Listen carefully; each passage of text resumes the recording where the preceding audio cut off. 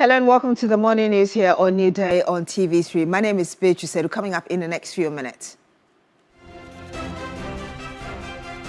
Health Minister Kwabena Minta Kando directs all public teaching hospitals to urgently begin operating outpatient departments, laboratories and diagnostic centers on a 24-hour basis.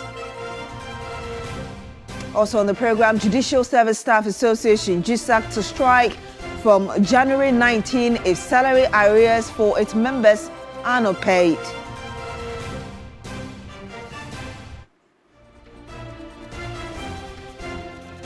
And much later on the program, Supreme Court set Wednesday, January 28 to rule on application by MP for Pandai Matthew Nyendam to quash the decision of the Tamale High Court for that election rerun.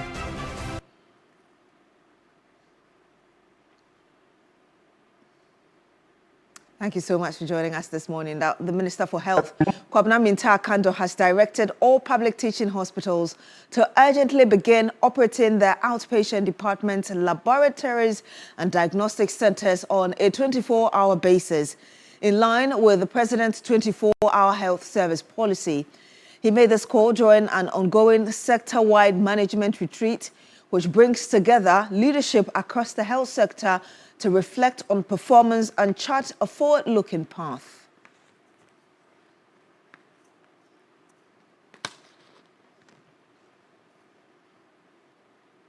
Now, the Judicial Service Association of Ghana, JUSAC, has declared an indefinite strike beginning January 19, 2026, demanding the payment of salary arrears owed to its members. This is contained in a letter signed by JUSAC National President Samuel Otu, addressed to the Executive Secretary of the National Labour Commission. JUSAC says the decision follows repeated engagement with the Ministry of Finance and the government over the delayed implementation of a 10% base pay increase approved for judicial service employees in 2025. The Judicial Service Staff Association says its members are unable to bear the situation that the government has subjected its hard-working members to. The statement also said that JUSAC members are fed up with the unbearable situation and they have been subjected to by the government.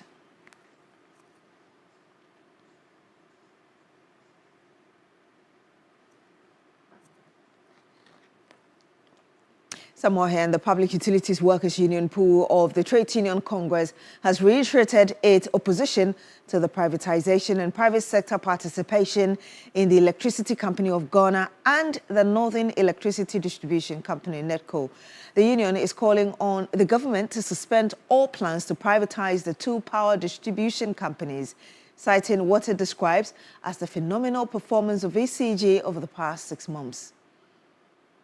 Trades Union Congress and the Public Utility Workers Union of Ghana say the sharp rise in revenue at the Electricity Company of Ghana is clear evidence that the utility company can be turned around without privatization. They stress they support it and management is given clear enforceable targets. Following extensive tripartite engagements, a 6-month turnaround program was agreed upon and implemented from July to December 2025. The result of the turnaround program has been phenomenal.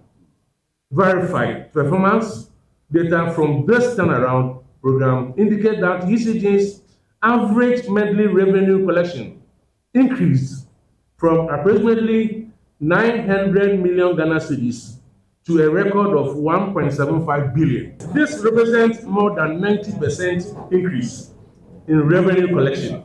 The Trade Union Congress and the Public Utility Workers Union question why government would consider offering guarantees, incentives and policy stability to private concessionaries, why the government is unwilling to extend the same support to ECG under public ownership. For private sector participation to succeed, the government must provide the very same guarantees and structural support that ECG currently lacks. This raises a central question. If the government is willing to make these interventions for a private firm, why not for ECG? The group is also calling on government to extend the turnaround program and end all forms of political interference in the energy sector. The 6 months management union turnaround program must be extended and reviewed comprehensively to determine additional measures needed to scale and sustain the success made so far. Thank you. 2, while the review of the turnaround program is underway, we urge government to halt all actions toward privatization of ECG and NETCO. We request the government to take proactive measures immediately to end all forms of political interference in the energy sector, including the management of ECG and NETCO.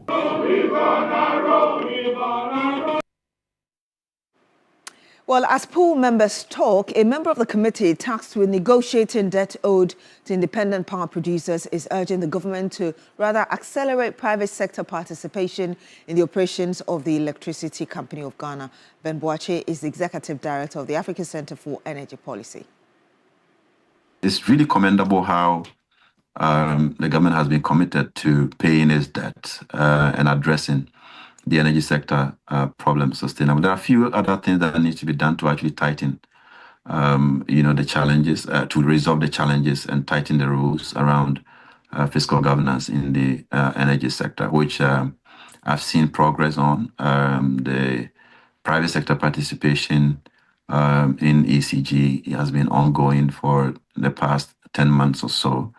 From my estimation, I think we've slowed on that quite significantly. We need to pick up the steam on that and be able to conclude on it and make sure that all the sector payments can be covered by revenues that are coming, from ECG and then NETCO.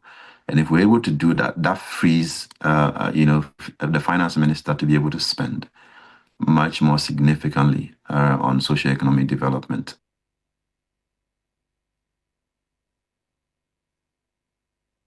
Court has set Wednesday, January 28, to rule on the application by MP for Kwandai Matthew Nyindam to quash the decision of the Tamale High Court to rerun the election in that constituency. The NDC parliamentary candidate for Kwandai, Daniel Insala Wapal, filed an election petition which resulted in the annulment of Nyindam's election. But lawyers of the MPP are challenging the High Court's decision and have filed a certiorari at the Supreme Court. Well, the Drasari has the rest of the story. Lawyers of Matthew Nyendam on Tuesday, January 13, prayed the Supreme Court to overturn the Tamale High Court decision on grounds that the NDC Pandai parliamentary candidate filed his petition on January 25, 2025 after the 21-day mandatory period. He indicated that the Gazette notification of the Pandai results was published on December 24, 2024, noting that the judge committed jurisdictional error when he heard the case. Lead counsel for Nyendam, Gary Nemakon, again indicated that all other actions taken by the Tamale High Court after the expiration of the mandatory period was erroneous and thus should be considered null and void. He pleaded with the court to grant the application to quash the Tamale High Court decision, but lawyers of Daniel Nsala Wakpao, led by Sika Blanc Ado, opposed the application. She stressed that the Pandai election results were re-gazetted on January 6, hence the petition filed was well within the time of the mandatory 21 days. Ablado further noted that the January 6 Gazette was a comprehensive one which contained results of all the 276 constituencies, including Pandai, so there was no point letting the December 24 one take precedence. She accused the NPP candidate of cherry-picking the Gazette notification after Nyendam relied on the January 6 one at the Tamale High Court. She therefore prayed the court to dismiss the application. Lawyer for the Electoral Commission, which was the second interested party, also acknowledged the existence of the two Gazette notifications and noted that he had acquired hard copies of same. One of the lawyers of Nsala Wakpao, Roxanne Nelson Dafemekpo, spoke to the media. Where public documents are made available in court and they are brought to your attention, you have a duty under law to observe the terms of those public documents. Today they say that they are online publications, but they were not online publications. Those were the same documents they brought to Parliament. In fact, on the 6th of January, that was the document that the clerk relied on to swear me, Eche Dafomakpo, in as a member of Parliament in the 9th Parliament. As a result of which, we proceeded to elect the Speaker of Parliament. That was the document that gave rights to every party who was aggrieved in the matter. Barring all changes, the Apex Court will give its final judgment on the application to quash that Tamale High Court ruling which annulled the MP Matthew Nyendam from holding his position. Now, the court also noted that the suspension of the Pandai rerun will continue to hold until the final determination of the matter. Lord Idwasari, TV3 News, Accra. From the Supreme Court in Accra, let's take you now to the Pandai constituency, where residents have expressed varied views about the Supreme Court's decision to defer judgment on the application to quash the Tamale High Court ruling that called for a rerun of the parliamentary race. Parliamentary candidates for Pandai, Daniel Nsala Wakpal of the NDC, filed an election petition at the Tamale High Court in January 2025, seeking an annulment of results from 41 polling stations. Fast forward to November 2025, the Tamale High Court, presided over by His Lordship Emmanuel Brew Plange, annulled the 2024 parliamentary results. Unsatisfied with the ruling of the Tamale High Court, the embattled Member of Parliament, Matthew Nyendam, filed a certiorari application at the Supreme Court seeking to quash the High Court's decision that annulled his 2024 election victory and ordered a fresh poll within 30 days.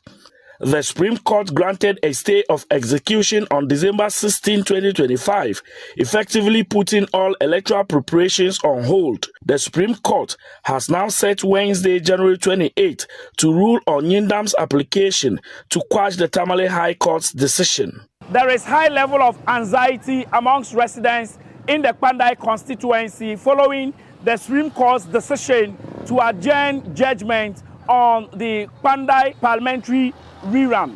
They should try to speed up with their verdict.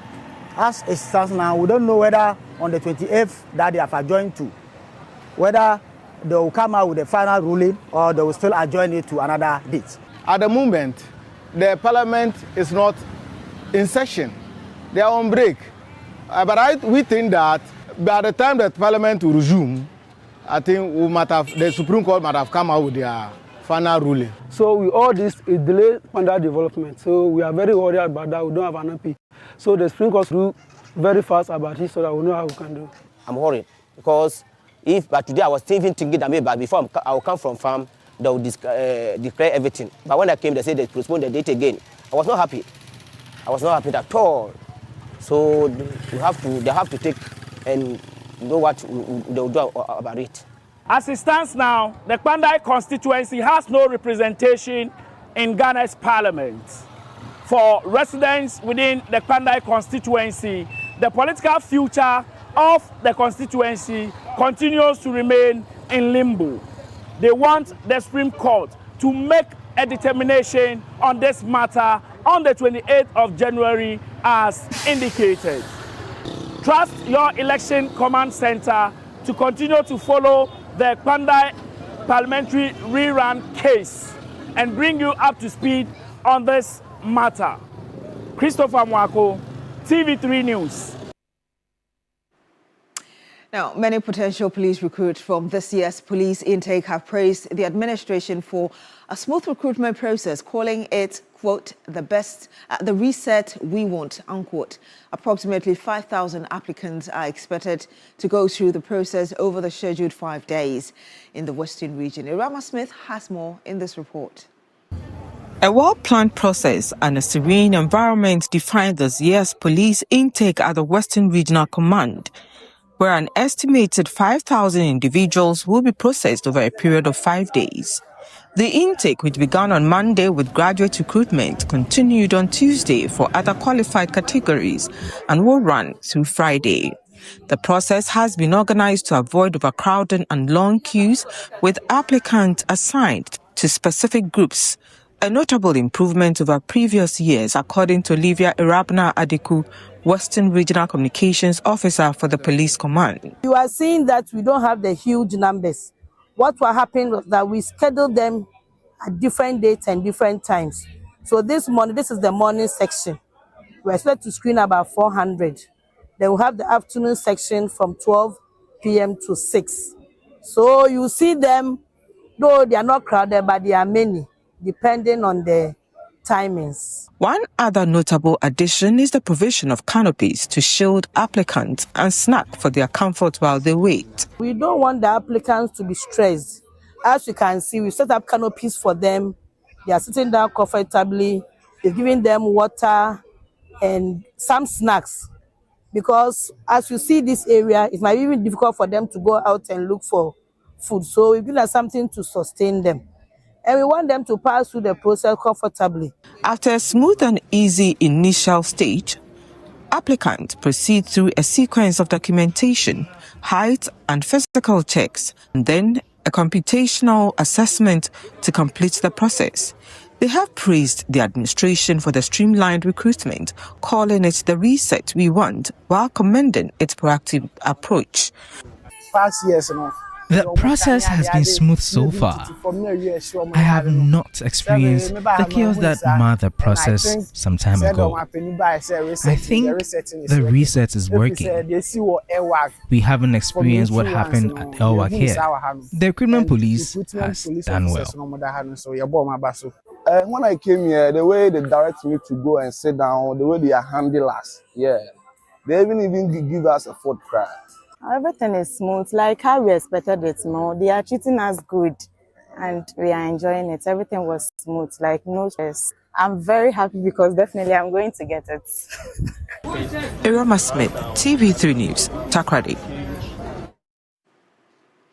Now, 3 people have lost their lives in a tragic road accident on the Ofinso Bridge. The accident has sparked renewed concerns about road safety on the busy Kumasi-Ofinso highway. The fatal accident involving an articulated truck carrying heavy metals and a Kia vehicle occurred on Monday night on the Ofinso Bridge. The collision reportedly triggered a fire outbreak, claiming the lives of 3 occupants of the Kia vehicle, which was traveling from Kumasi towards Techiman. Although the Ghana National Fire Service responded promptly after receiving a distress call, the severity of the crash made rescue efforts difficult. Preliminary report we've gathered so far indicates the heavy-duty vehicle moved to overtake another vehicle and lost its lane, crashing into the Kia vehicle.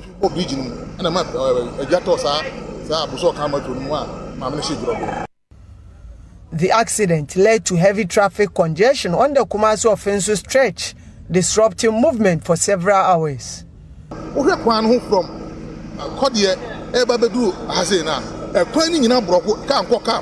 The road is currently completely blocked, with traffic unable to move in either direction. The Nkro stretch has also making it critical.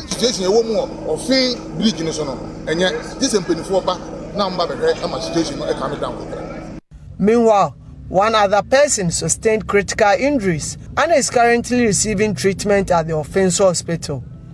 Authorities have since launched investigation into the cause of the accident and are urging motorists to exercise caution, particularly at night and on busy highways.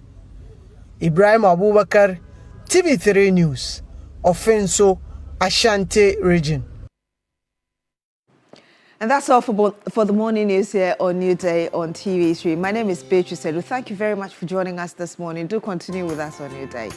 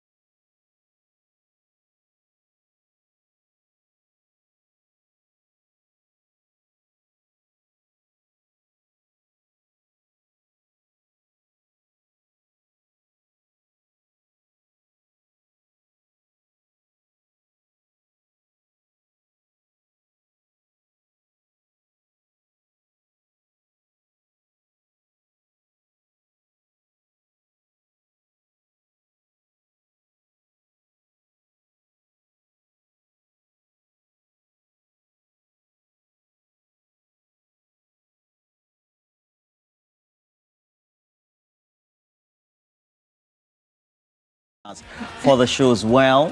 For all those who tend to watch us, we're grateful. This is TV3 Newday. We're live from our studios right here.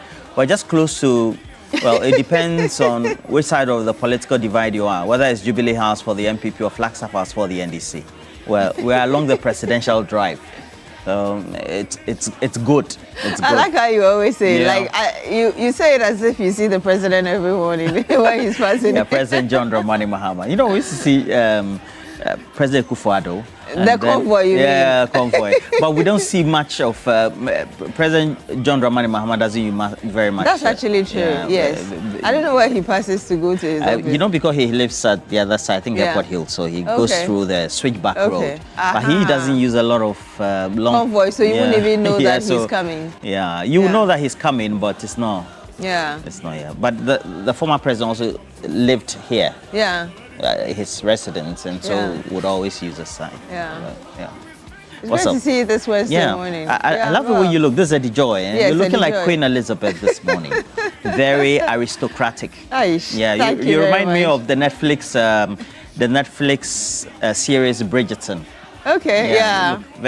You look very exquisite. Thank you very much. Great, great. So Eddie Joy, they can be found where? Eddie Joy in Dasuman, on the La Road, and East Legon. Those are the physical locations. But if you want to find them on social media, just to get your size, of course, it's Eddie Joy _closet. Fantastic. You're looking exquisite. Thank you very much. And a lot of Professor Frimpong Boateng, the famous heart surgeon who turned a politician, and he's been tossed around in the media. So we said, why not also have a bite this morning at the cherry, so to speak. So we'll be discussing that for big issues. We'll also discuss Pandai, and I don't know whether I can solicit your view, whether we can use that to ask questions for this morning segment. We can use it too. It's quite a big turnaround for Professor Frimpong Boateng, the way he's being tossed. Yes. Because the MPP leadership, they've written a letter, right? Yeah, and it's quite interesting when he says that they can't sack me from the party. I was there before any of the current leadership members, so it's quite interesting. But also the Pandai thing that you talked about. I think that when the election rerun, the decision was deferred to the 13th of January 2026, a number of people, especially the constituents there, were hoping that yesterday they will get the results they need regarding the way forward, and it has been deferred again. So obviously they are not happy about it. I think the problem is, we saw what happened in Asin North when this thing dragged on and on and on, and people felt that they were lagging behind in development. So they're hoping that this doesn't get to that stage like we saw with that one. So they have a point that we should be able to deal with this as quickly as possible. So I guess that's something that we can also ask them to share their thoughts on. Whether there's a stalemate, there's no headway yet on what needs to be done. Both parties say they're preparing to have a go at each other when it comes to the by-election. Is it a by-election or a rerun? A rerun, yes. So Matthew Nyendam is in Wakpao? Yes. Yeah, no, it's Wakpao. Insala yes. Wakpao. Wakpao, yes. So both honorables. Honorables, so yes. One is a former, the other one is an incumbent, had been a former also. Exactly, yes. So the Pandai seats and the fight between Matthew Nyendam and then Daniel Insala Wakpao is quite interesting. And I'm very close to Daniel as well, because we're all in school at the same time. When I was in year 2, he came for year 1. His brother was my classmate. As in tertiary? Baba. Yeah, no, secondary school. Oh, wow. Yeah, okay. He's a great guy. Okay. Very tall and athletic at the time. Wow. Yeah. Okay. Yeah. So hopefully they're able to deal with that quickly. But you can, of course, during this morning's segment, share your thoughts with us on what's going on with that. And, of course, the Frimpong Boateng bit, which has been dominating. I mean, yesterday he was just trending everywhere. Yeah, certainly. Yes. We'll also look at our water issues. So we will take you to the Estate North. Yeah, Estate North, the tertiary area. That's also get to gauge why water not flowing at the taps or in the taps is a concern for residents as well. So we'll try as many times as possible, take you to Estate North, close to the tertiary area, and we'll be coming to you live from that area. But we also have cash out. It goes with a short code, *439# as many times as you can. Yes. You have to increase the number of tickets you have. Cookie has a way of endearing herself to you people. I've tried several times. It looks like You know, my voice is always very pitchy and not nice, so not very romantic. Hi, romantic cash money cookie tea. The daughter of Daddy Yo. Wow. How did Daddy Yo celebrate the birthday? It was great. It was a beautiful birthday. Yeah. He says I hope the family did something memorable. Oh, yeah, we did. And there's more to come because my mom's birthday is next month as well. Oh, lovely. And then, yes. Michelle Obama, how you doing? Very well, thank you. Today she's Michelle, eh?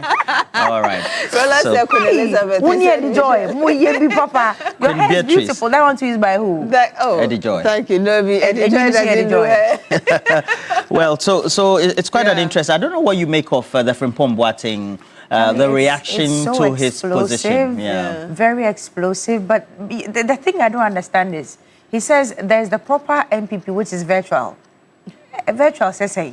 Yeah. And he said the current one is fake. Yes, it's fake. He has incurred the wrath of the current executive, He has. especially the general secretary, who has already started triggering various clauses or articles in the constitution for his dismembership. Yes. But you see, that's where the controversy comes in, because there are a number of individuals within the MPP that people feel have made utterances. For instance, others mentioned Kennedy Japan, for instance, who said fools.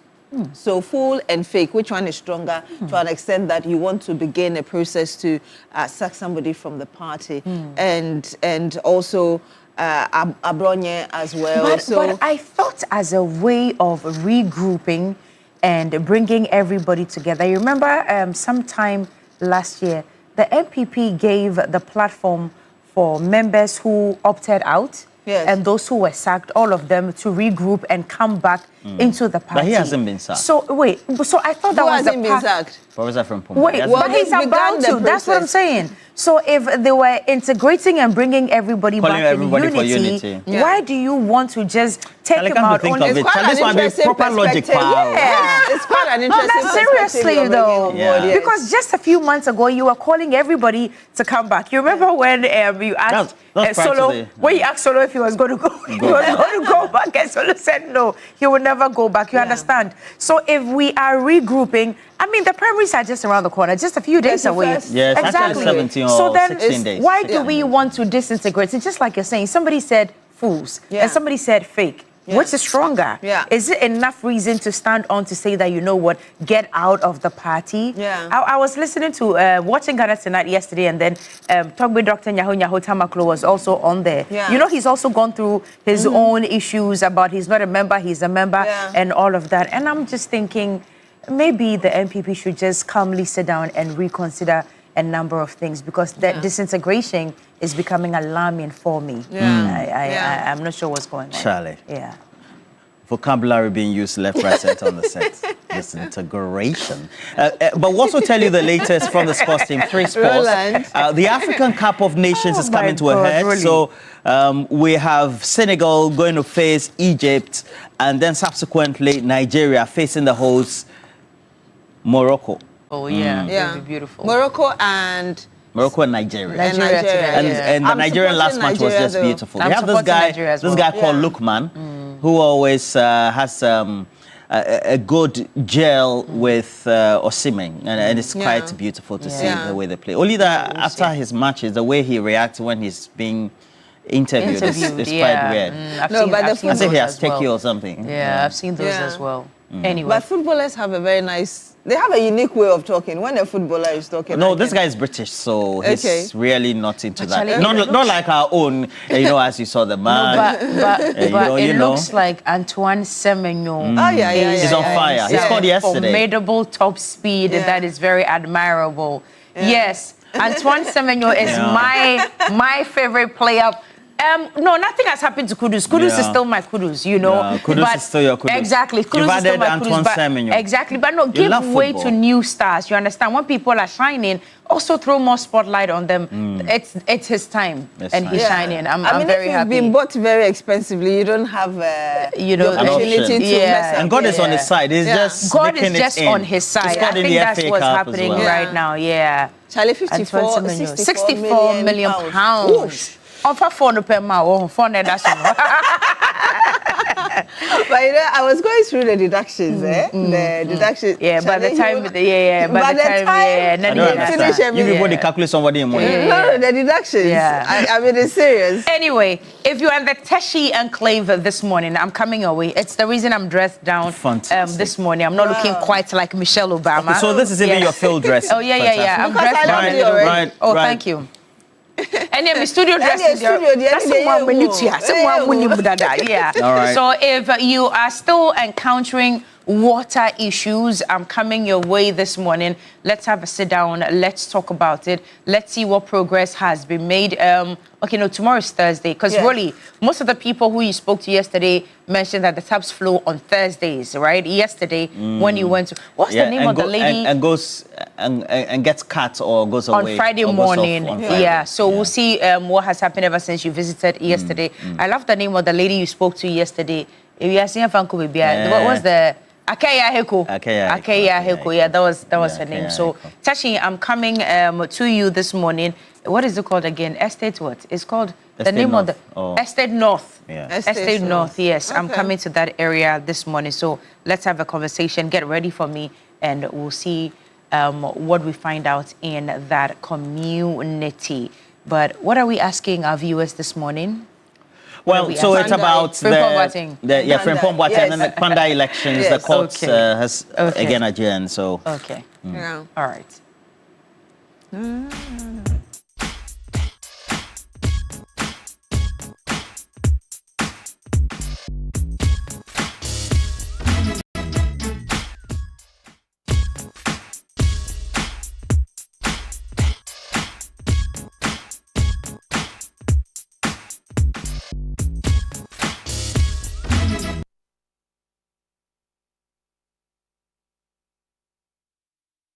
Welcome back. It's TV3, a new day. Time now for you to share your opinion with us. But in the meantime, whilst you do that, remember that you can win 1,000 Ghana cedis this morning just by dialing *439# if you are a Telecel or MTN subscriber. Today is Wednesday, so you're choosing option 2, the TV3 option. Follow the rest of the very user-friendly prompts. Please follow through to the end and make sure that you are cashing out big with us. *439# is the code. If you are a Telecel or MTN subscriber, make sure that you are playing as many times as possible to increase your chances of winning. Play as many times, so that's what I've said, as many times as possible. That's the only way that you can win 1,000 Ghana cedis this morning. So *439#, *439#, option 2, and you are good to go. Welcome to this morning. Well, the MPP says that Professor Frimpong Boateng is totally out of line with his utterances, and processes are underway to get him expelled from the party officially. What do you make of that this morning? Let's know what your thoughts are. We would also read your messages, as many of them as possible. There are already especially messages coming too many of them. Kocho, I see you, Kocho. I see you. I hope you're doing well. I'm sorry I couldn't turn up for the funeral. There was so much going on, but I hope you guys supported our sister Abuna. And Ebo Samoni, good morning to you. Engineer Samoa, good morning to you as well. Rwanda, I'm sure you're watching. Theodore Akwa, the entire squad, everyone. Really, where is Lydia Nyaba? Lydia Nyaba, the Ghana National Association of Teachers. You know, they held their quadrennial conference, and I saw her, the UPSC couple. She's fine. Wow. Always I haven't heard you say Lydia Nyaba in a long while. Lydia Nyaba. Is that Alaji from Tablugu? Nyaba. Is that Alaji on the line? Oh, that's not Alaji. Hello, Beatrice. Hi, Alhaji. Yeah, cookie tea. Please, did you say cookie or cookie? He said cookie tea. I don't say cookie. I don't say cookie. Yeah, okay. Roland. Yes, sir. Enjera. Nah.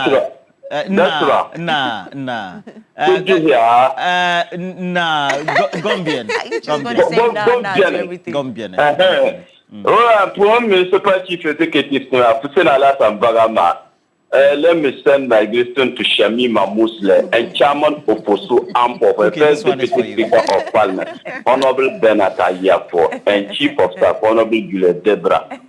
Alaji, have you bought a new phone? Because today you sound so clear. I'm telling you, it's so nice. Alaji, have you bought a new phone or you've changed your house?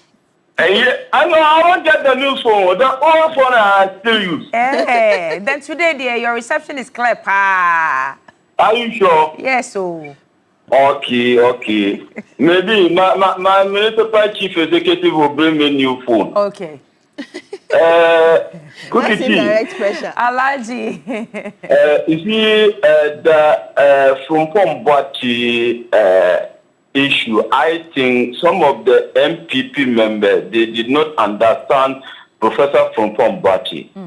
Because if you say the party is a fake party, he means it. Because if you have a fake leaders, look at how the General Secretary is making. When they voted for General Secretary, how many people ran away for the party? How many people and he sacked for the party? So ask yourself question. Such kind of people lead your party. Do you think the party can move forward? Nobody can sack Professor Frumpong for the party. Because it's an old member for the party. General Secretary don't have a right to say in that. So I just want to tell them they should be united because they are one and we win them more than close to 2 million votes. So if you start stacking people for your party, Yaobobia Samoa,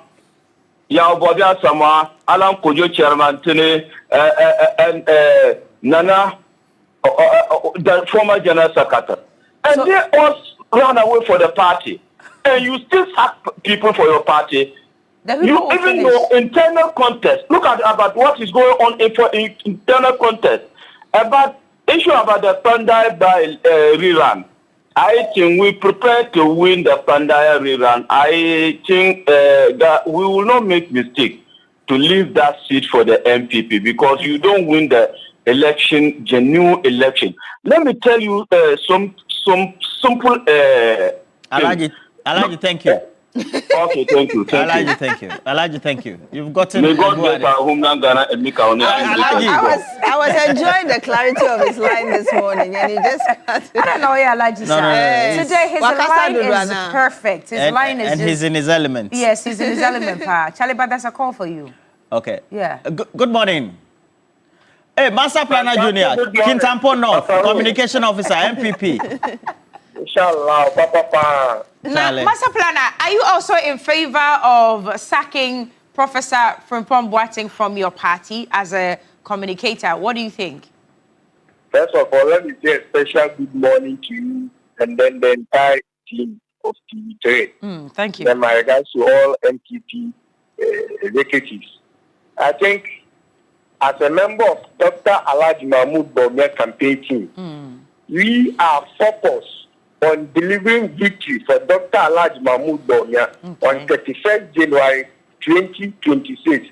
Frimpong Boateng, I will leave that matter for our national executives to deal with that. But why don't you want to deal with it? Because he said that in your last elections, you people were twisting the arms of delegates with money to vote for whoever you voted for. That's not the way the MPP was designed from its origin. We should bring this evidence. We don't speak to propaganda and then allegations. Okay. We speak with facts and figures. It's just allegation is thrown into there. We will not respond to that. The fact of the matter is that on Thursday, tomorrow, Dr. Alhaji Mahmoud Bawumia will begin his Ashanti regional tour. Tomorrow, new Edibiase, Adanse, Asofa, Somena, and Shire. So that will be the consequences that Dr. Alhaji Mahmoud Bawumia will tour tomorrow, inshallah. So I'll plead with all MPP delegates to vote for Dr. Alhaji Mahmoud Bawumia. Number 3 on the ballot paper. We will really secure victory for MPP in 2028. But let me also comment on...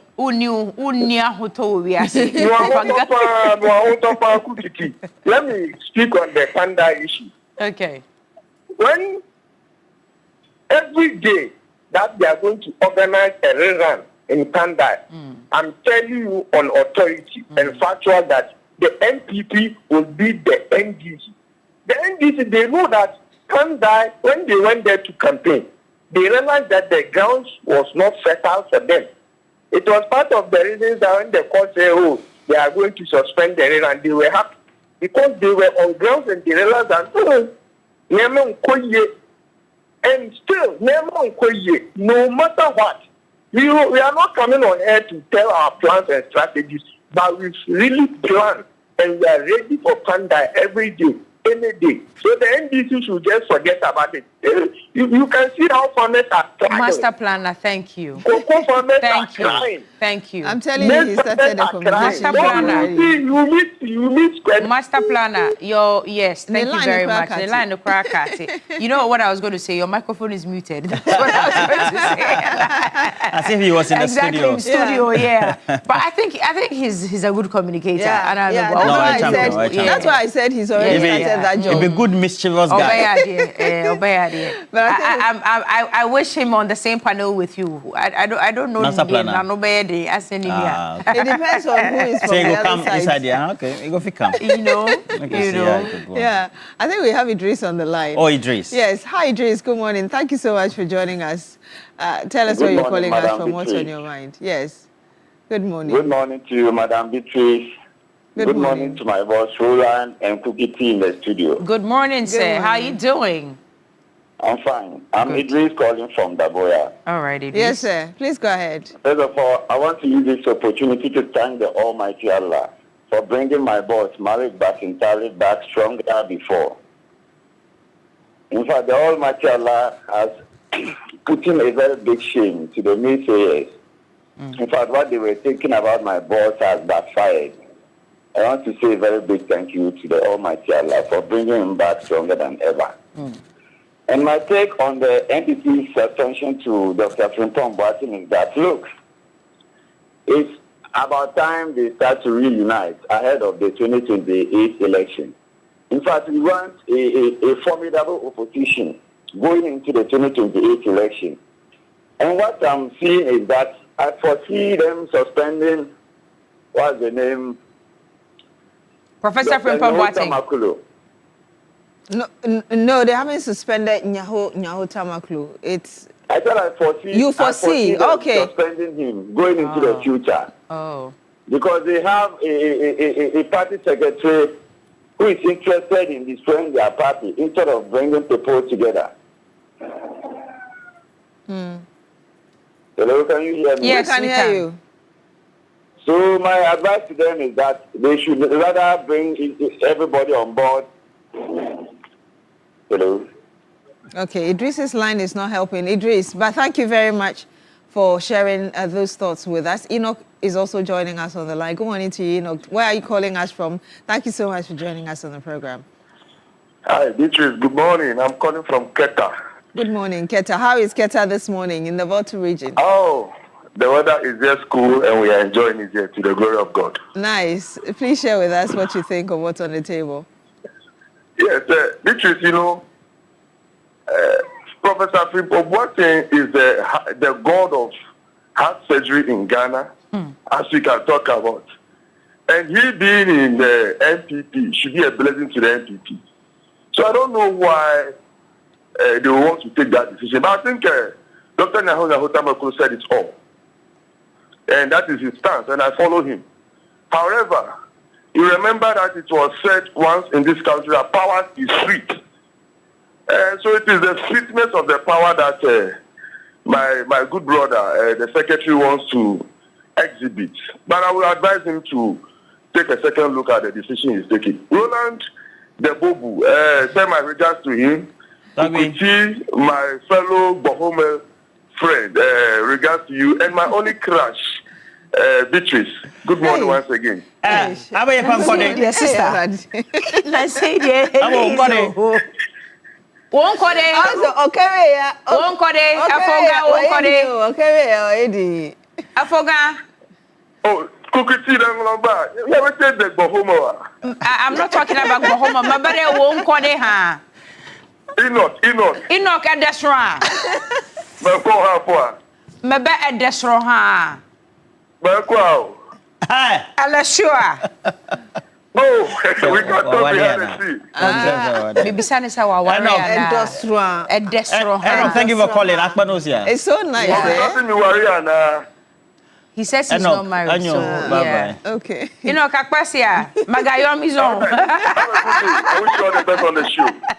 Right, thank you very much. Thank you. There's a message here from Akudugu Dominic. Says, I stand with Professor Boateng. Why should good people of his caliber suffer in the hands of sycophants like the current MPP leadership? I support the proposal that MPP should be voted out of the main opposition party to the last force after considering the opinions of kids as low as 2 years old. That's quite interesting to vote somebody out of opposition. Can you imagine? There's another call on the line. Hello, good morning. It's TV3 Newday. You're welcome. Thank you. Good morning, my brother and sisters. Yes, good morning. Your name and where you're calling us fellow Ghanaians. Yeah, I'm reaching you from Upper West Region. You're what? Reaching. Okay. Okay, let's hear you. Abu, this is Abu Alasan. Okay, Mr. Alasan, go ahead. Mr. Abu. Mr. Abu, okay, let's hear you. Yes, I want to make a comment on Mr. Frimpong Boateng issues. Okay. Yeah, clearly, the man is so brilliant. So when I even watching your morning show, even including Joy News, I don't understand the reason why MPP, the communications or anybody who they brought into these studios, they don't want the facts. When somebody see the fact and want to speak the fact, they always try to block the person. Earlier, as I can recall on this woman, what is her name? I've forgotten her name. Ajua Sarah issue. Ajua I Safo. remember that issue too, because when somebody thinks something is coming and the person want try to make his mind, they instead of them to come down and listen to the person carefully, they will not do that. They have to, throw a lot of big different challenges to that person and silence the person, which is not good. It is democracy world that we are ruling. So democracy, everybody has his opinion to say. Oh, call the man and ask why the reason why you say sick and non-sick. The person will explain his mind. Very simple as that. Thank you, my sisters and brothers. Thank you. They learn their lessons. All right. If not, they will still remain in opposition. Thank you too for calling us. Abdullah El Hajj Black says, good morning to Honorable Said Mubarak Sunyani JJ, MP for Sunyani East constituency. Keep up the good work for the good people of Sunyani East and the entire Buri region. We, the people of Sunyani East constituency, stand with you. Well, anyway, do you have more messages? Yeah, I have a couple of messages. This one is going to, Joe Donko, former deputy chair for MPP, but more importantly, and so we'll take a look at that. But you have to brief us later. Yes, there's a world-class university right here in Ghana. It's called Rosebank International University, a very strong South African university and a brand of the 8V Tech Group, Africa's largest private education provider with 146 schools across 5 African countries and over 100,000 learners, and partly owned by the World Bank through the IFC. Rosebank International University is fully accredited by the South African Qualifications Authority, the British Accreditation Council, GTEC in Ghana, City Guilds UK, and the Capsicum Culinary Studio. Now, at Rosebank International University, we offer a Doctor of Business Administration, Masters of Science and Master of Philosophy in Digital Marketing, Bachelor of Supply Chain Management, targeting professionals in freight forwarding, customs, etc. We offer hospitality and culinary arts available at diploma, undergraduate, and postgraduate levels. Now, our ICT has BSc Information Technology in Business Systems and IT Computer Application Development, all carefully designed to equip you with the skills and qualifications needed for a very successful global career. Our mission is simple: inspiring excellence. Admissions are now underway and open for January 2026. Visit our modern campus at Airport Commercial or Perbia House here in Accra, or you can also apply online at www.riuc.edu.gh. Rosebank International University, building global citizens. More messages. Yes. You have messages, yes, messages Beatrice? Coming from Simon Yenwa says, good morning, Beatrice, Cookie and Roland. Right. An attempt to expel Professor Frimpong Boateng from the MPP means that they have not learned any lessons. When Honorable Alan Martin was expelled from the MPP on similar grounds, what was the effect in the 2024 election outcome? The NPP as a party actually has to go back to the drawing table. That's from Simon Yen in Wa. Also, there's Aziz Donla. He says, also from Wa, he says, the moment MPP expels Professor Frimpong Boateng, it will further deepen the Olympian credentials and credibility. Certainly, it will further confirm the inability to build the party for election 2028. Kindly send my best wishes to inspiring and courageous boss, Honorable Rashid Tanko Computer. Well, he'll be here this morning on the panel with Dr. Zato and Solomon as well. There's a birthday dedication here going out to Doris Akofa Ejay.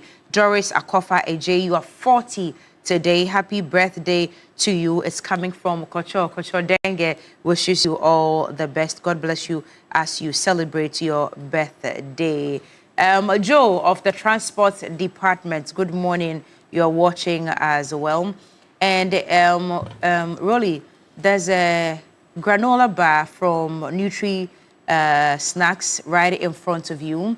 That's all you need for your day, for all the energy that you need, packed with all the nutrients that you need. So make sure you're grabbing some for yourself, for your loved ones, and for your family as well. It's good for adults. And it's good for kids. And it's good for kids as well. It's actually nice. Very, very nice. I had a whole box last year. Oh, yeah, you did? Yeah. Last year? Yes, last year. Wow. And I think I finished it because it's kind of heavy and it's filling. It's very filling, yes. Very, very filling. I finished it after even dashing some. You know, and healthy, and it's very healthy as well. Stephen Peng has sent us a message. It says, good morning, Beatrice, Cookie Cash and Papa Ro. By His grace, I've returned from sabbatical leave. Okay. You're welcome back, sir. He said, I was sojourning in my holy village. I'm happy to be back and seeing your faces again. Stephen, you're very, very welcome, Uncle. Good to have you back on the show. Bulgar D-Line, landlord, Bulgar D-Line. Well, your message is still loading. Send it quick so that I can read it before we go on a break. You've read that from Aziz Donla I have. already, haven't you? Okay. So, landlord, Bulgar D-Line. Well, we have another caller on the line. Another one? Okay. Kwabena. Good morning, Kwabena. Good morning. Kwabena, where are you calling us from? Very well. Happy New Year to all of you. Happy New Year to you as well. NPP, it seems they are not looking at the way they are micro opposition. Micro minority, you mean? Micro minority in opposition. They are not looking at that. Because the Honorable Frimpong Boateng is older than the secretary. So another person like this, he has seen something before. That's why he's advising them. But the secretary, he just sits up and talk. This is so good. So she will really look at it again. That is one. NDC, let's take this one across. NDC, from Kokwe to a village called Sanjogofi, that road, they just banned it from NCB time up to today. If they didn't do it, NDC, they shouldn't come for election. Which road again? Santro Kofi.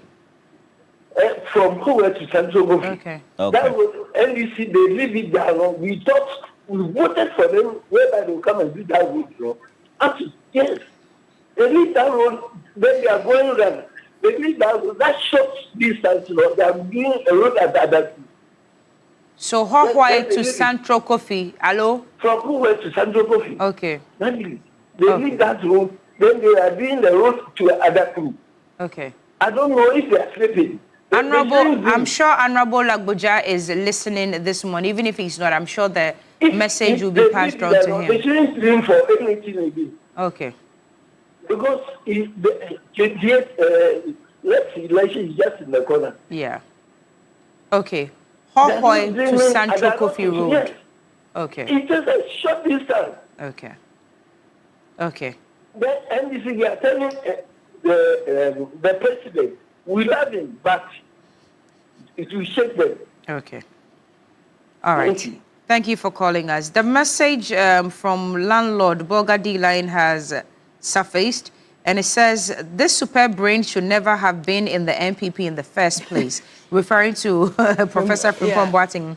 Judging from what I long ago heard him say about how Professor Mills connected him with JJ and they worked to establish the cardiothoracic center back then, he should have been among the stalwarts of the NDC. NPP should just go and plead with JM and General Mosquito to extend the reset to their party. Ghana needs a formidable opposition. Landlord, one no The messages that are coming in. There's a caller from Yes, there's a caller from Pandai. I think, Philip, good morning to you. Thank you so much for calling us. How are you doing? How is Pandai this morning? Yeah, good morning to you, which is Cookie and Roland. Good morning. With the issue of Professor Frimpong Boateng, you know, the young guys in the MPP have hijacked the party. And the corruption that they left behind is unprecedented. We are currently looking for former finance minister. We are not getting him. And we are here fighting for 2028, 2032. The Daniels are not stupid like that, though. We are very, very wise. And they should just relax and come together and build the party, because it's even a shameful statement or an act to say you are MPP member, because the corruption is unprecedented. We are now looking for a former finance minister. We are not getting. We don't know where he's about. Well, we know he's in ICE detention now. Oh, okay. In the US. That's fine. That's to the interest of any rational Ghanaian. Then yesterday we discussed about water crisis. Panda, we have extreme water crisis. Oh, wow. You know, the place is, yes, extreme, to the extent that when it's dry season, all our boreholes ceases to work. Wow. The Oti River passes through Pandai, through Dambai, then it proceeds to Akosomo. They can do Ghana water system for us. We need water. We don't have water. That's what is causing the typhoid fever. Typhoid fever is very rampant in Oti stretch. Anywhere the Oti River passes, typhoid fever is very, very extreme there. And lastly, with the Pandai rerun, this is a great opportunity for the NDC guys, but I still insist NDC grounds in Pandai is very weak. In the sense that there were a lot of things that was done during the DC appointment. I still repeat this, so this is not my first time of calling this. Yeah, he has. He's called it. Yes, the executives are supposed to come, the national executives are supposed to come and solve this problem. Because it's still there. Otherwise, the rural elections, they may lose. They may lose the election because there's a lot of cracks in the NDC in Bandai. Why should even NPP even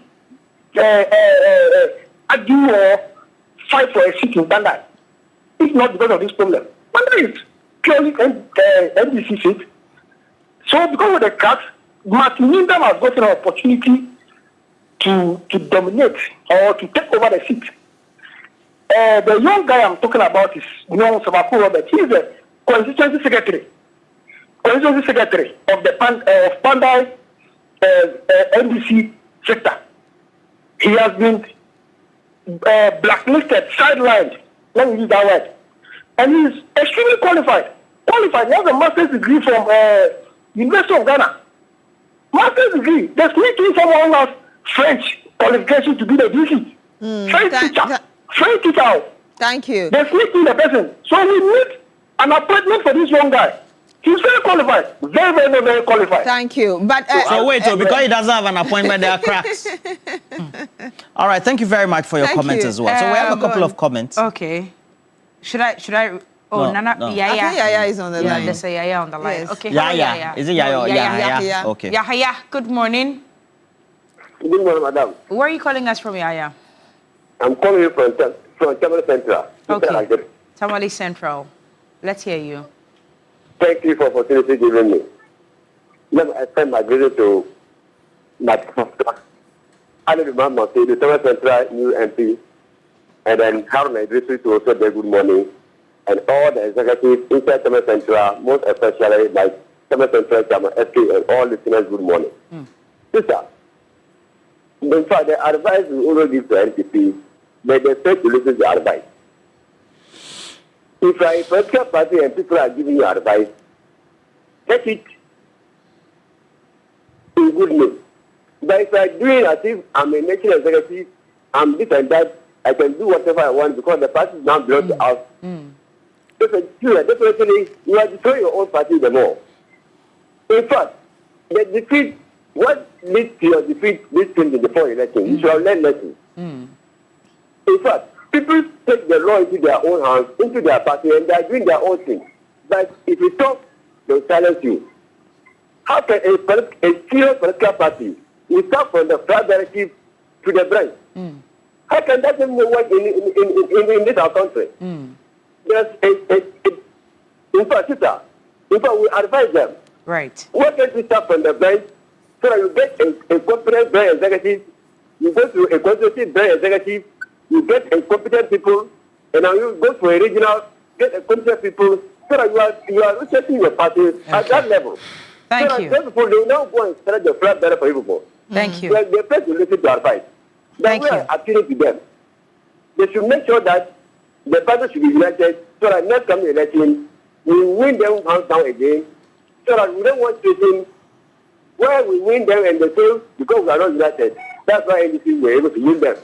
Why not to be, in fact, to be a united film, to be united so that we win them again, hands down again, next coming election. Thank you. Thank you very much for calling us from Tamale Central. Somebody says, Nicholas Juku says, Cookie, do you know that the current MPP are truly sankwas and fake? While NDC is building the young ones, the MPP youth are destroying their party. Today, the message is coming in, and there's a message from Audu Adams Mumuni.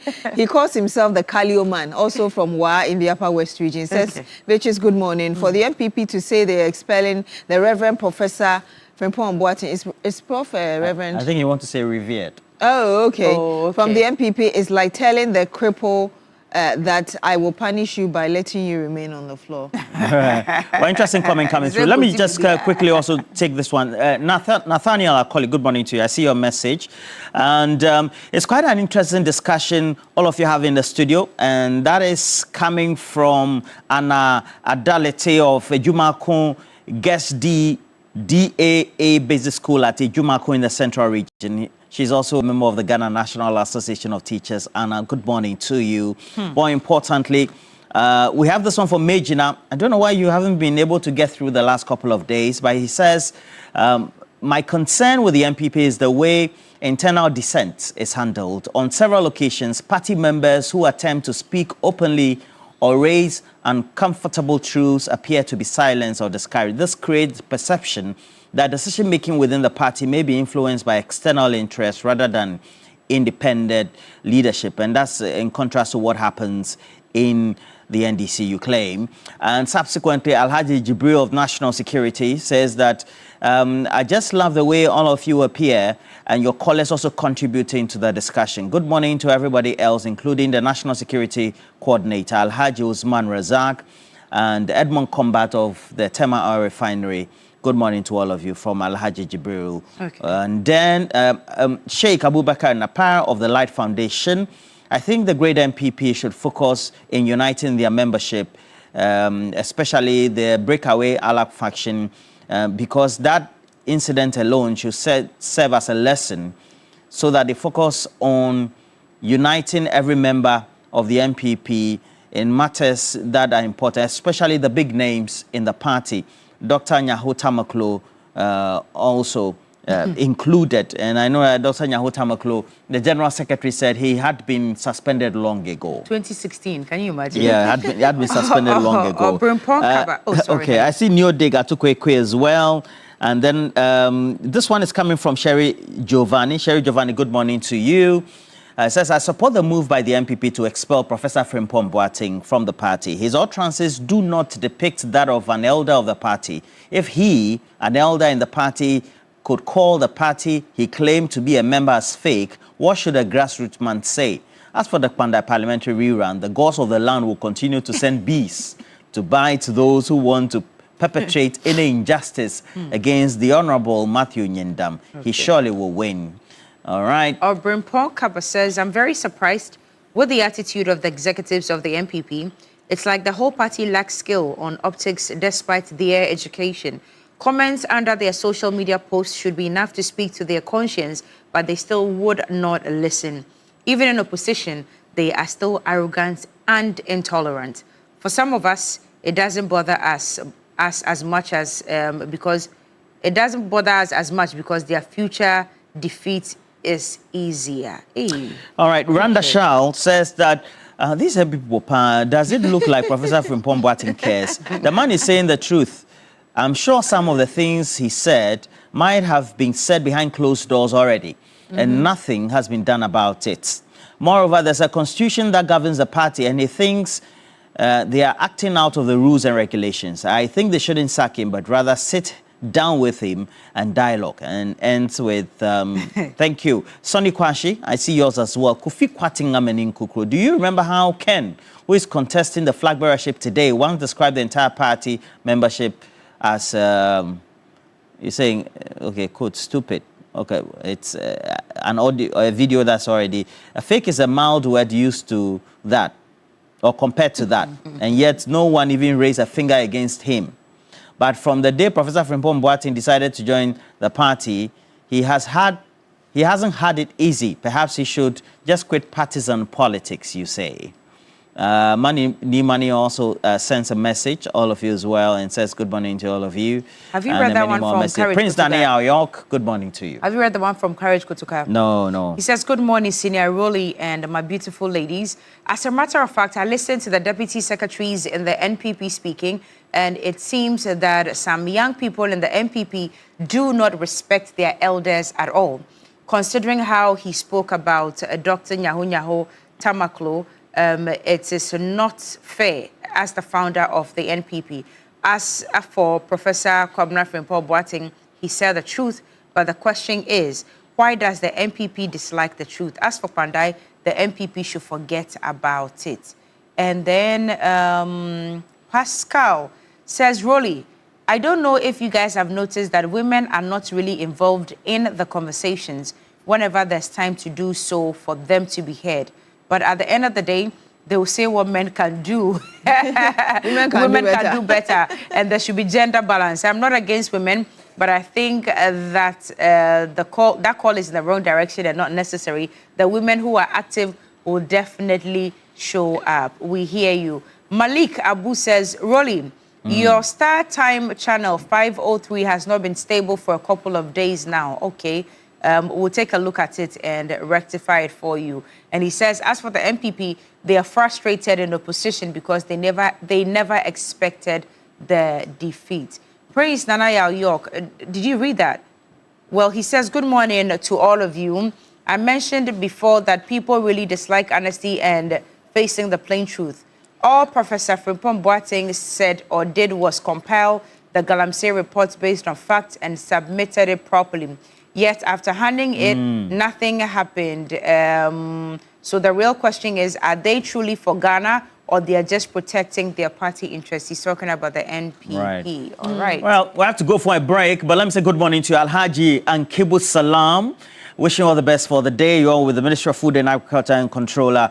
And wishing you all the best for that, as well as your family and your colleagues as well. We're taking a break. We'll be right back with big issues. But more importantly... Yes, but 2026 is the year to travel, explore, and experience more and more and more. Now, Global Wings, the traveling tour in partnership with Media General, invites you to experience the best of Malaysia and Singapore this April. Enjoy 9 unforgettable days with 10 flights to luxury hotels in Kuala Lumpur and Singapore, daily meals, visa facilitation, city tours, all of that, intercountry transfers, and so much more. Why wait? Make April this year, 2026, your trip to Malaysia and Singapore a reality.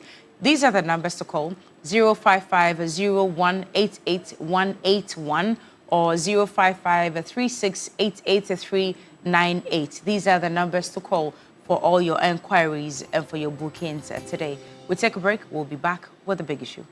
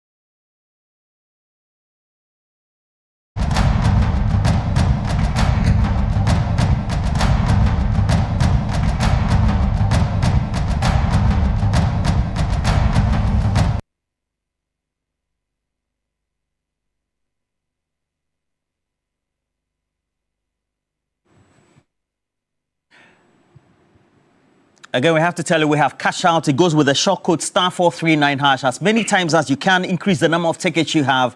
Become one of those lucky winners. And always make sure that when you dial *439#, the options will come on your screen. So you have to do what is needful. Choose option 2. It's also going to give you a prompt asking you how many tickets you want. Increase the tickets from 40 and above. That's the surest way to go to heaven when it comes to cash out. All right. Please make sure you interact with us. We have our streaming channels on social media, particularly you going to look out for TV3 Ghana. And as you do that, let me also tell you that we have a number of you already on the stream. We're grateful for this opportunity to be with you. And Desmond Akoto, I see you. Great guy. Agongo Roja.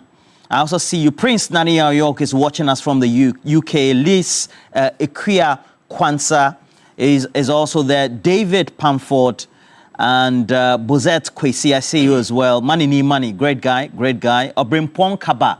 Zelis Dwayne is watching us from the UK. We're grateful for the opportunity to always have a time and share some thoughts. This morning, we're focusing on the decisions being taken by the leadership of the MPP.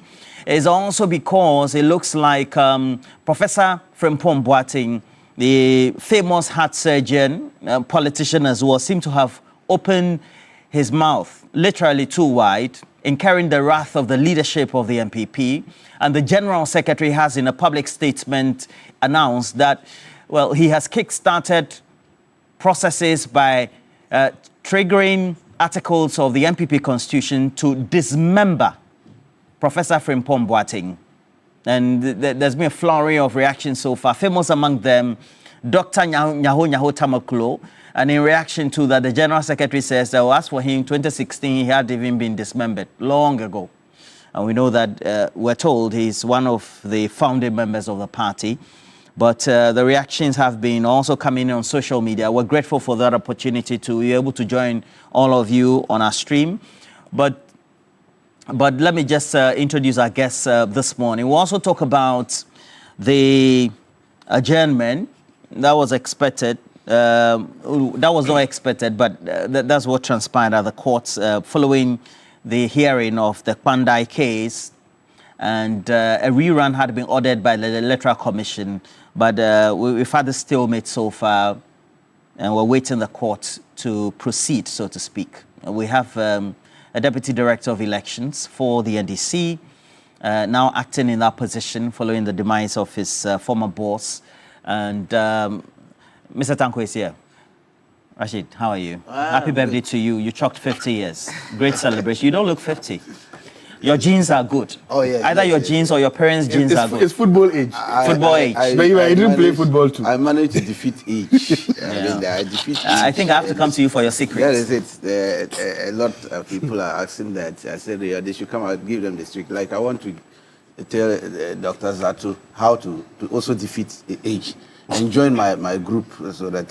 Who says I'm not defeating age? You should give it to Solomon. It's Solomon who is growing older. Oh, Solomon is a young man. It's my group. I look fresher than you are do you have a problem with me? Yes. Dr. Jaguntie Zato, a week after returning from Sisala East, having interacted with the constituents, he's appearing again the second time running. And he was also on key points as well. Dr. Joshua Jaguntie Zato, you didn't attend the wedding. Oh, sorry, the birthday. The birthday of... Yes, he invited me, but I was out of town. Computer. And I couldn't make it. But I was also there afraid if I'm going to, they will say I'm a spy. So they will chase me out. So, but don't worry, after this we can sort ourselves. We are social democrats. You were afraid of being poisoned. Mercedes-Benz driving. You were afraid of being poisoned. Champagne drinking. Rolex watching social democrats. You were afraid of being poisoned. You were afraid of being poisoned. No comment. And then Solomon is the Director of Communications for the United Party. Good morning to you, Solo. Good morning, Roland. And your former party, they've been all out of sorts, trying to get at Professor Frimpong Boateng. I mean, to be fair, Professor Frimpong Boateng also, no talk well. He spoke well. He spoke well. Very well, very well. Really? I mean, that is the message on the street. Okay. And people are so happy with him. All right, let's do a recall. This is what incurred the wrath of the leadership of the MPP, what Professor Frimpong Boateng said, and he was interacting with Bernard Avle at the time. Where the present MPP is not MPP, it's fake. What? Yeah. What I see now, it is not the MPP I used to know. But the question still stands. Do you still consider yourself a member of the MPP? Not the fake one. So which one is the real one? The real one is there. It's a virtual thing, and the members are there in the background. You think that... I don't understand. Now look at how they elected their last flag bearer. Twist the arms of weak and... This is for the 2024 election? Yes. Twist people's arms, bribing delegates, and intimidating others to get a flag bearer. This is the beginning of corruption, and this should not be allowed in any serious situation or any serious party. And there were issues. We lost the elections badly, and we did not deal with the issues that led to the losses. And then we still want to go in there, and I think it would be a train wreck. The New Patriotic Party is governed by rules. It's a party governed by laws. And therefore, when a person makes a statement which constitutes a misconduct, the party has to follow due process. And that is what we have done as a party. Professor Frimpong Boateng made a careless statement which we were not expecting from a man of his stature to have made. He's a man of integrity. He's a hard-working person. Frimpong Boateng knows how to choose his words. And if he says the party is fake, he knows why he says so. And if I were them, they would have come a quiet discussion with him before coming out the way they came. This shows clearly that the party is on its way to destruction. And following that from Dr. Nyawonya Hotamaklo, the General Secretary also came through, and we'll just put you through or apprise you of what his statements were in some slides on your screens. And Professor Frimpong Boateng subsequently also in that reaction from the General Secretary said, was also making references to how they lost, etc., and among many others as well. And again, defending his position, nobody can sack me from the MPP because the party does not belong to them. All right. Dr. Jabunti, what do you make of this? Thank you very much, and good morning to all of you. I was driving yesterday when this news was breaking. I'm like, Jesus, why didn't you break on Wednesday afternoon? Look, I was like, why did you break, I don't know, Thursday, something? Why didn't you break at a time where I don't have to come and sit here and face it? Because I could just see Solomon happy, just giddy, because he's like, Jesus. Unfortunately, Solomon is not in the editorial team. Oh, I know. So he doesn't make the decisions. So honestly, I was driving yesterday. I was going to city campus. I had a class. I'm like, why didn't you happen when I'm not supposed to come and face the wrath of it? But it happened. But it's good. I mean, and I want to do this. And I also want to say something today that for a long time I've not said. When I heard what he said, I want to respect somebody like Solomon. I've never said this. Because he got to a similar state as he is. But he did something. He had the balls to walk away. He had the balls to say that precisely because of what I've seen, he and a lot of people, they from Fronto guys, they got there and they said that, yes, we were part of this MPP. We enjoyed this MPP. We benefited from this and we did this. But at this stage, we don't think that this is the MPP we know. So what did they do? They had the balls. They moved away. And I respect that. I don't agree with that decision. I think they were wrong. But the fact that they have come to that stage to say that they walk away makes sense. Because there's something that I want to do today. I want to ask myself. There are two Professor Frimpong Boatengs. And it's difficult for me to address the Frimpong Boateng without trying to understand which Frimpong Boateng am I talking to. There is the Frimpong Boateng, who is the cardiologist, the science guy, the guy who set up the cardiological, the National Cardiothoracic Center. That brilliant, exceptional scientist. Today, that's not the Frimpong Boateng I'm talking to. That Frimpong Boateng, I'm not even qualified to do his laces. Okay. Impeccable science. But you're qualified to speak to him as a politician. Please let me. That Frimpong Boateng, I can't even go anywhere near him. He's up there, I'm on the floor. Then there's Frimpong Boateng, the politician. That Frimpong Boateng, precisely because he's a politician, I think I'm well qualified to speak to him like that. So I want viewers to understand. Because he's become a politician, he's your co-equal. I don't say that. You speak to him rough. Is that what you're saying, literally? No, that's not what I'm saying. So what are you saying? I'm saying precisely because he's a politician and politicians make public policies, all politicians are the same. I think that I also qualify to talk to or to respond to a politician, not in that person. That's what I'm saying. So today I want us to talk about the political aspect of Professor Frimpong Boateng. And the first question we ask is that, since when the politician Professor Frimpong Boateng know that the NPP was fake? When did he know that? In 2016, 2017, when he was made a cabinet minister, was the NPP fake? Did he say it? Did he come out to say the NPP was fake when he was a cabinet minister? Did he come out to say the NPP was fake when he was benefiting from the party? When did the party become fake? It's important that we know, because if you only think the party is real when you are in power and benefiting, then it is problematic. That's not principle. So when did he know that the party was fake? It's important. You left government, or you were relieved of your duties after 2020 elections, from 2020 to 2024. Again, was the party fake then? If it was fake, and you are a real human being, why do you stay in the fake party? When you say something is fake, the person is not real. You are a man of substance. You are an international man with international reputation. Why do you still stay in a party that is fake? Why? Are you not afraid that some of the fakeness, if I can put it that, will rob of you? If it is fake, why are you still there? All right. And why are you still fighting to be there? Secondly, now, some terms were used, and I think that those terms mean more than they are. Is that the MPP has become different, the word different, it has become fake, it has come light. Those are what I refer to as loaded terms. The literature and the theory refer to loaded terms are terms which should not be taken as their simplistic meanings, that they have deeper core meanings, and those deeper meanings make a lot. When he said the party is different, I agree. The party is different. The MPP of 1992 is not the MPP of 2025, which is supposed to do. No organization stays the same it is as it was. Even the country, Ghana, it evolves. So what is different? Yes, in 1992, the leader of the MPP was Albert Aduboahin. Albert Aduboahin was an Ashanti man from the southern part of Ghana and a Christian. So yes, it's different. Two, the party changed later by the 1996 elections. The leader of the party then was J.A. Kufuor. Kufuor was a Christian and a Catholic, and Ashanti too from the southern part of Ghana. So the party was different.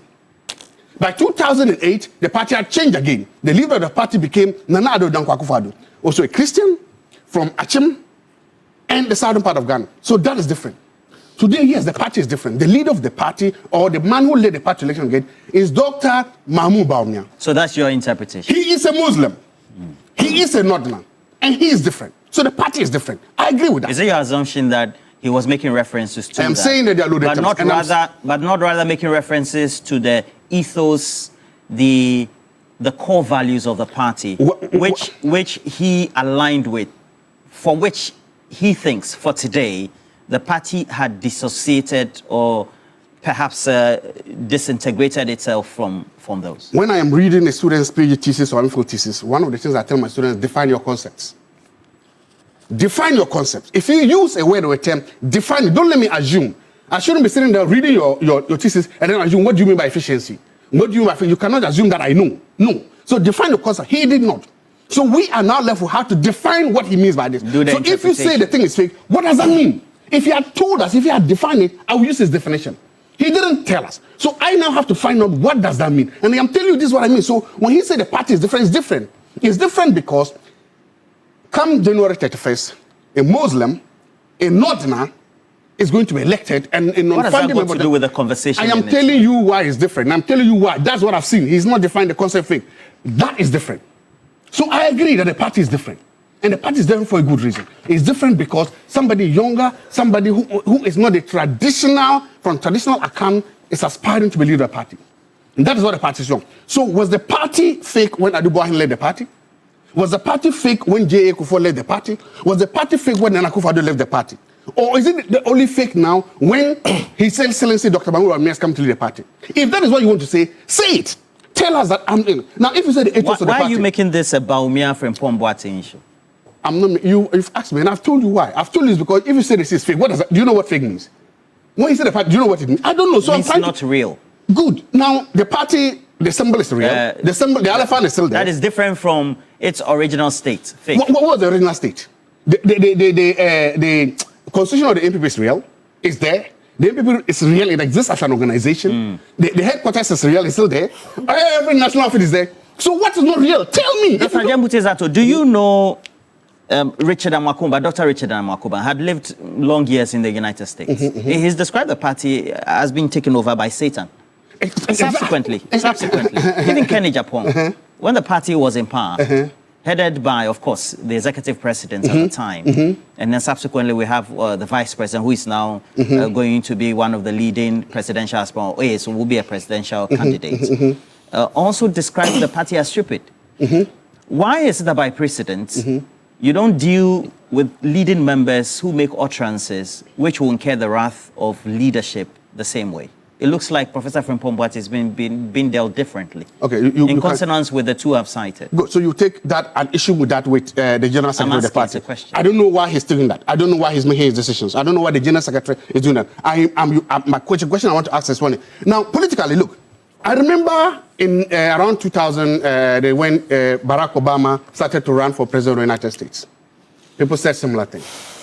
They used this what is called loaded terms to describe him. They said he was just a community organizer. Meanwhile, Barack Obama was a sitting United States senator. He was a lecturer at Harvard. He had written his reputation. But no, when they said he was just a community advisor, organizer, they are trying to deny him of that stature, because in the United States, there's a popular saying that every senator wakes up, looks in the mirror, and sees a future president. They were trying to deny him. The code word of saying that he was just a community advisor, he wasn't ready, was to say that he was black. It was a loaded term. That word community advisor became a loaded term to describe him. Today, when people are saying this, when people come out to say this thing without mentioning it, they are referring to similar things. They are veiled. Some of them are clouded in religious and tribal bigotry. Some of them are afraid, or they don't want to face the consequences that the NPP they know will be headed by somebody who is not one of the traditional people they are used to heading it. And they are freaking out. And that is how you see them lashing out like that. My point is that, look, every organization aspires to change and redefine itself. They do. For the first time, the University of Ghana has a female vice chancellor. She was doing an amazing job. It happens. There was a time probably we said that academia is dominated by men. We have an excellent, wonderful female vice chancellor. So get in line. The people's will of the MPP will be shown on 31st. I want to come to one last point, please, if you just indulge me. These people who are saying that the party's ethos have changed, even if we mean by ethos, when the NPP lost the elections, they did something. They opened up their constitution for review. They asked every member of the NPP that, look, granted 8 years, we've done some things wrong. Now we have an opportunity. Submit memoranda for us to, if it is to go back to our ethos. Submit suggestions to make the party better. Come, let's see.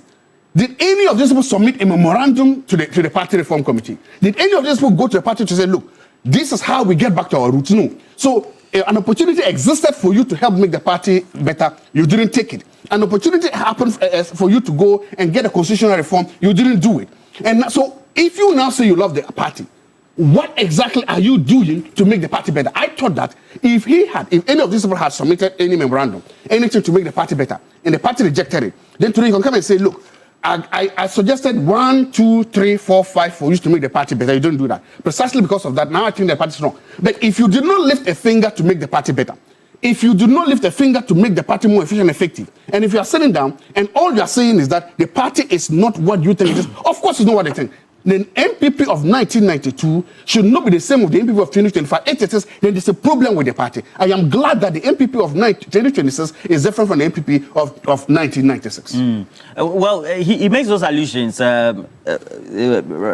At the end of the day, would you say that he's trying to make it about Baumia matter, but rather it's rather a misinterpretation by Professor Frimpong Boateng about how the party seemed to have been transformed over time?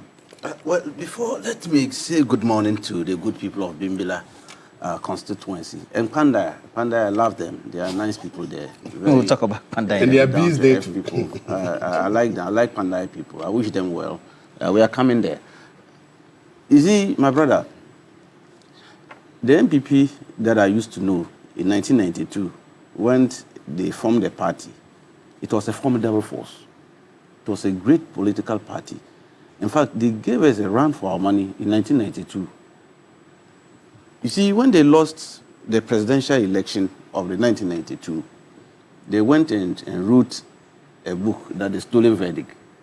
At that time, they gave us hell, although they didn't participate in the parliamentary election of the 28th parliamentary election of 1982. They didn't participate. They boycotted it.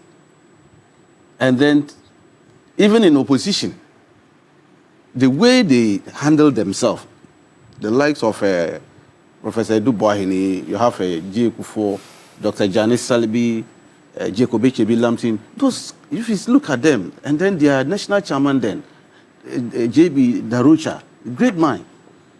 You see, that party that we used to know, even when they got to parliament in 1996, the 1997 parliament, NDC, we didn't find it easy at all. Their presentation in parliament made them to win the 2000 election. That was a formidable party we know. I mean, it was a party, when we're going out for program, we have to sit up.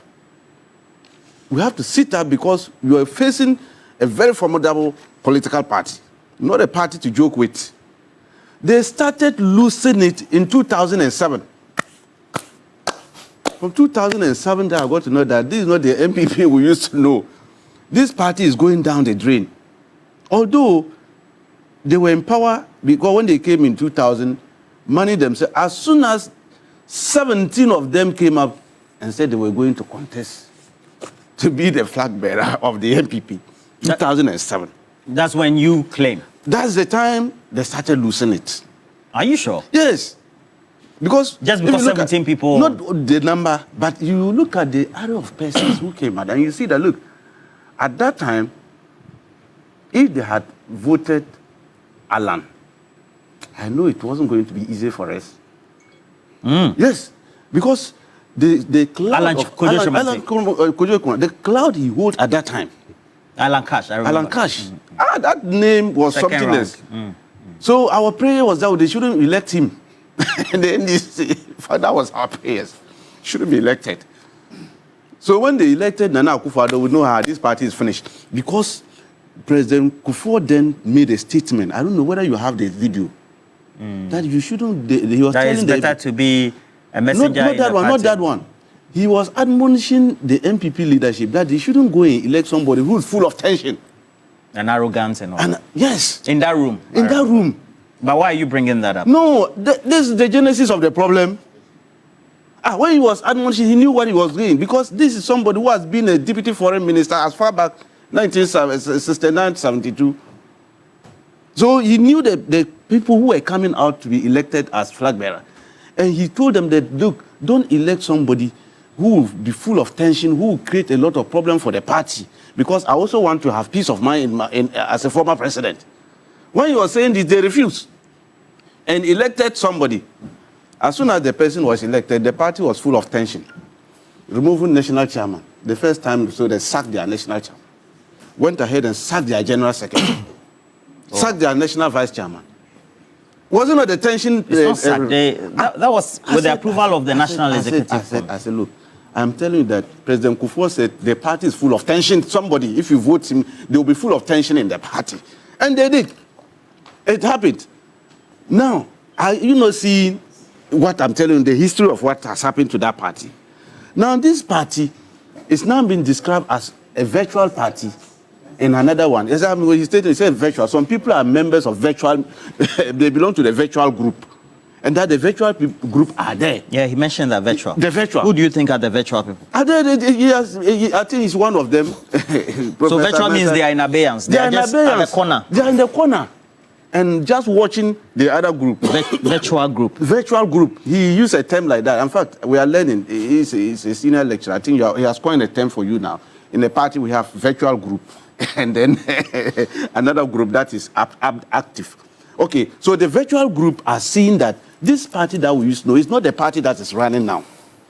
And all these things, when they elected the candidate of 2024, Alisa Group went and carved out another strategy to maintain Alisa Group. Alisa Group.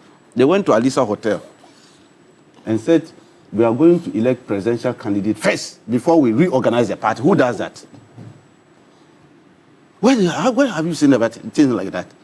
You are electing a presidential candidate of a party that gave you 38%, a group of people, executives, that gave you 38%. No, so Peter, I'm not interjecting. You mean Dr. Bawumia got 38% in the last 2024 elections?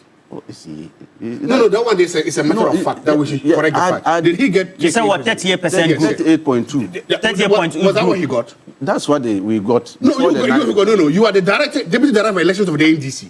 Please, there are people watching. Look them in the face and tell them what he got. Before they added. It's not before. You look at the final result. What did he get? What did he get? He got 41. So No. What I'm saying is because. Oh, you are referring to the time the announcement was the first time. No. For the sake of the people listening, we shouldn't sit here and lie. Okay, doctor. So what did he get? I'm saying that. So you mentioned. What did Dr. Bawumia get in the last election? What did you cannot be pushing people to jail. If somebody's selling something that is just a naked lie, you should be able to say that. At least I know. I'm giving you two. He had at least 41. Point is it point? Oh, that's why he said I can't. We are 41. Okay. So the point I'm making is that you don't sit here as a deputy director of election of NDC and tell that lie to the public. But you have given him the back door to interject, so that you move fast. I'm just saying that. Not today. I'm being liberal because so that when you are interjecting, when he didn't come to my birthday, he's taking my. No, but I'm just saying this one here is not true. So tell us, what did he get? So you are talking about the 38 points. You know the 38.2 is a group. You are saying it's a group. 9 constituencies were added. You know when they announced it, so 9 constituencies were added. I like that. That's what I'm telling you. This is tangential. Can we get to the substance? We'll get to the substance. No, but at least you shouldn't get away with the fact that Bawumia did not get 38. He got 31, 41. And if you are the deputy director of election of the NDC, you're going to tell the truth. This morning. Dr. Zatu. Tell the truth. Look the people in the eye and tell them the truth. I am saying that. You are so much fixated on the 41. No, that's not what I mean. We are talking about facts. Numbers don't lie. You are happy with the 41. Yesterday, we were talking about gazetted results. What was the gazetted results? We'll get there. You and who will get there? We are there now. You see, so the MPP, Ghana, we don't want one political party. State. No, we don't want it at all. Democracy is so beautiful. Multi-party democracy, where we have strong opposition to policies and programs that we are running. And then they will come out with alternatives. It makes the country lovely. But the current one we are getting, I'm happy UP is up now. The UP is coming up. And I think they reflect the ethics of the original MPP that we used to do. If you look at their poster and the way they hold themselves, the UP, it's holding to that tenet. Really? Yes, I'm seeing it through them. You are making certain claims that the UP rather reflects the true ethos and ethics of the MPP that I know of 1992-96. It's a fact. Look, let me tell you. I said I've been with this party, MPP, seeing them from 1992. I've mentioned leadership of them and how we listened to them. Anytime Jake was speaking, this was a crack. This thing, how did they call it? Brand experts. He branded MPP Nana Kufuor, President Kufuor. You remember that song they gave us in 2000? You need a man to change Ghana. That song, Raffle S, NDC, took us off. It was Jake and Co. The way they handled themselves, I see it through the UP people. But he says that the party has gone through transformation. No, you see, when you are transforming, you have what we call ideological beliefs that you go through. Okay. And then you must make sure that it conforms to your ethics. And they are not seeing Professor from Pong, Nyahotamaklo, and the others, the gurus, the virtual members, are saying that they are not seeing this in that part. So, the particles. They are virtual? Just they are virtual. This is the new Virtual, coin came out from them. group. Virtual members. So these are seeing that the MPP, the path they are going, they are rather going to make NDC a one-party state in Ghana. And that is what we are avoiding. That's not possible. That is what we are. Can't you see can't you see the behavior of the party currently? This party that you used to know, very formidable, forceful when it comes to matters of national priority, is virtually now behaving, some of them are behaving as content creators when they come out to talk about national issues. Can't you see? That is what is worrying the elders. And they are saying that you must sit up. Let's reorganize the party. Yes, he might use a term that I think maybe that is not a term he should have used, to call them fake. I think, yes, he might be worried with that term. But I think that there's something wrong with that part. It needs a serious reorganization, a serious restructuring to bring them back to the party that we used to know, the MPP. Otherwise, for instance, I've been telling them, election currently, MPP cannot win. Any type of election that we go in now, even if we want... They are doing a lot of introspection, and they'll come out even more renewed for 2028. I am telling you that... You haven't been following Look, MPP, if they go for national chairmanship position, and we put an NDC man to contest, he will win and he will beat their MPP people there. Because that party, the grassroots, they are not happy with the leadership. That is why they decided to do the top-down. If they were to do the bottom-up, reorganize the party from the branches, constituency, regional, national, I am telling you, look, Kennedy Japan would have won this election hands down, their primaries. Because they will sweep all of them out. No, the executives... So they are preventing massive overhaul. Massive overhaul. That's why they are doing the top. The Alisa people went and sat down and carved this and saw that, look, this 38 we have got, if we don't take time and go for any branch election, we are in trouble.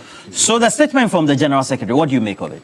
Well, he is the General Secretary. He's in the driving seat. He's using the powers given to him by the Congress, the last Congress. And you see... Conference, yeah. The last conference, they call it conference.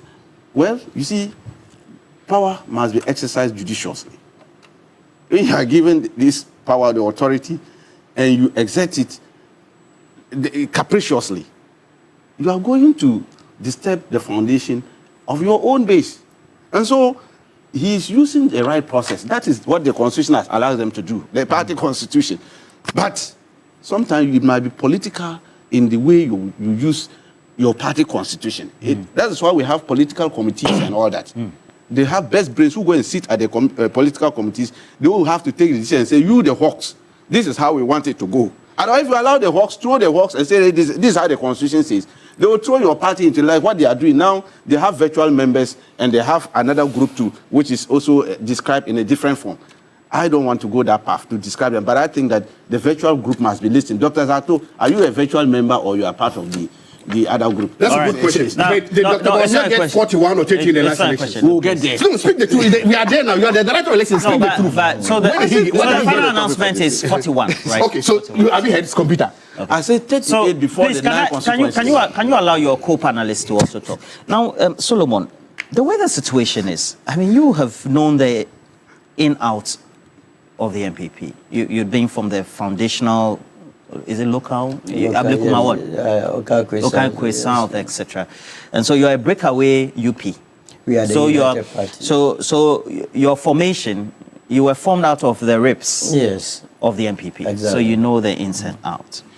Now, if you take a look at what is happening, what you used to know as a young MPP politician and member, how would you agree or disagree with Professor Frimpong Boateng when he says that the individuals managing the party now, the composition of the party, the fiber, moral fiber of the party, is not reflective of what the original founders of the party and how the party grew up to the time he thought the party had disintegrated or gone away from its own core beliefs? First of all, let me put it this way, that The General Secretary that issued the statement, Professor Frimpong Boateng, has more integrity than him. He knows next to nothing about the party. And that... Justin Frimpong, he's a lawyer. He doesn't know anything about it. I mean, the very statement he issued must be the reason they must even fire him. Because he doesn't even understand the constitution of the MPP. In the MPP's constitution, you don't just get up and say you are refer somebody to the National Executive Committee.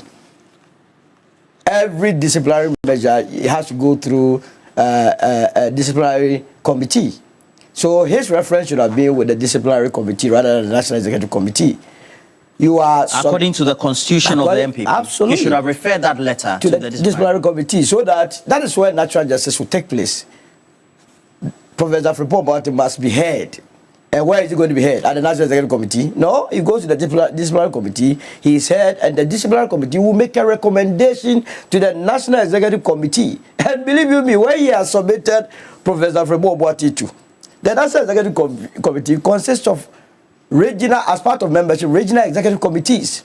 So what Jesse Godwin is saying is that he is going to subject Professor Frimpong Boateng to the likes of Abronye to be vetting or seen to the expulsion of Professor Frimpong Boateng, because Professor Frimpong Boateng has said that the party is fake. But Abronye is rightfully a regional... But if there is anybody who should be expelled between Professor Frimpong Boateng and Abronye, who should go first? I don't know. Between him and Wuntumi, and mind you, Wuntumi will also be part of this committee. Between him and Buga, who should go first? Is Buga part of the... He's part of the national... Now we are here this morning being told by Zato that all the vituperations by Professor Frimpong Boateng has to do with the vice president, the former vice president. He hasn't said that. That is why he brought in the idea of the Muslims and the Northerner, that he's a Muslim, he's a Northerner. That's fine. He will get there. And so the former vice president also sit at neck. So it's more or less cooking Professor Frimpong Boateng before his enemies. He's been cooked? Absolutely. Oh. But you see, how many times haven't I come here and told you that this political party called the NPP is not a New Patriotic Party. It is the Nana People's Party. And that was what Professor Frimpong Boateng was making reference to. I kept telling him. He argued with me. Himself. He argued with me one time on key point, and I was laughing. But Nana Addo Dankwa, the former president, when he was president, gave him a position. Exactly. It doesn't matter. Let me tell you something. So they are Nana boys. Today, don't take it easy, because we have a long way to go in Jerusalem. Exactly. The truth of the matter is that he says parties evolve. Yes, evolves to become better. Yes. Parties do not evolve to become worse. What did Frimpong Boateng say? He said the party is fake because throughout his life as a member of this party, there has never been a time that you do, what do you call it, flag bearership election top down. It's not true. It has happened before. Which in year? The party. Which year? It has happened Which year? In the NDC. Which year? It has happened Which before year? in the MPP. Which year? No. Which year? Which year? No, which year? Which year? No, which year? It has happened. No, which year? If you are saying no, you were putting somebody a while ago. You were putting somebody on the street. Give me the date. Give me the date. It has happened after the 1992 election. Jesus Christ of Nazareth. After the It has never happened in the history of the MPP. He says it has happened. It has never happened. I'm saying it has happened. You see, I don't blame you, because you see, you hold a position. The rise of Zato and Dr. Mahmoud Bawumia, they had never been part of this party from its inception. No, please. They joined along that's the a way. wrong description. At the age of 29 years, but I'm telling him in the face. At the age of 29 years, in 1992, Dr. Mahmoud Bawumia was 29 years. The party MPP was there. He was eligible to join the party. He never joined the party. He only joined the party in 2008. It doesn't matter. And even with that, he had to be convinced with the position of the running mate. That is how come he became a member. So he has no appreciation of the history of the party. No, but it doesn't matter. Professor Frimpong, what we are talking about, has contested as a flag bearer of the party on 2 occasions. And what happened?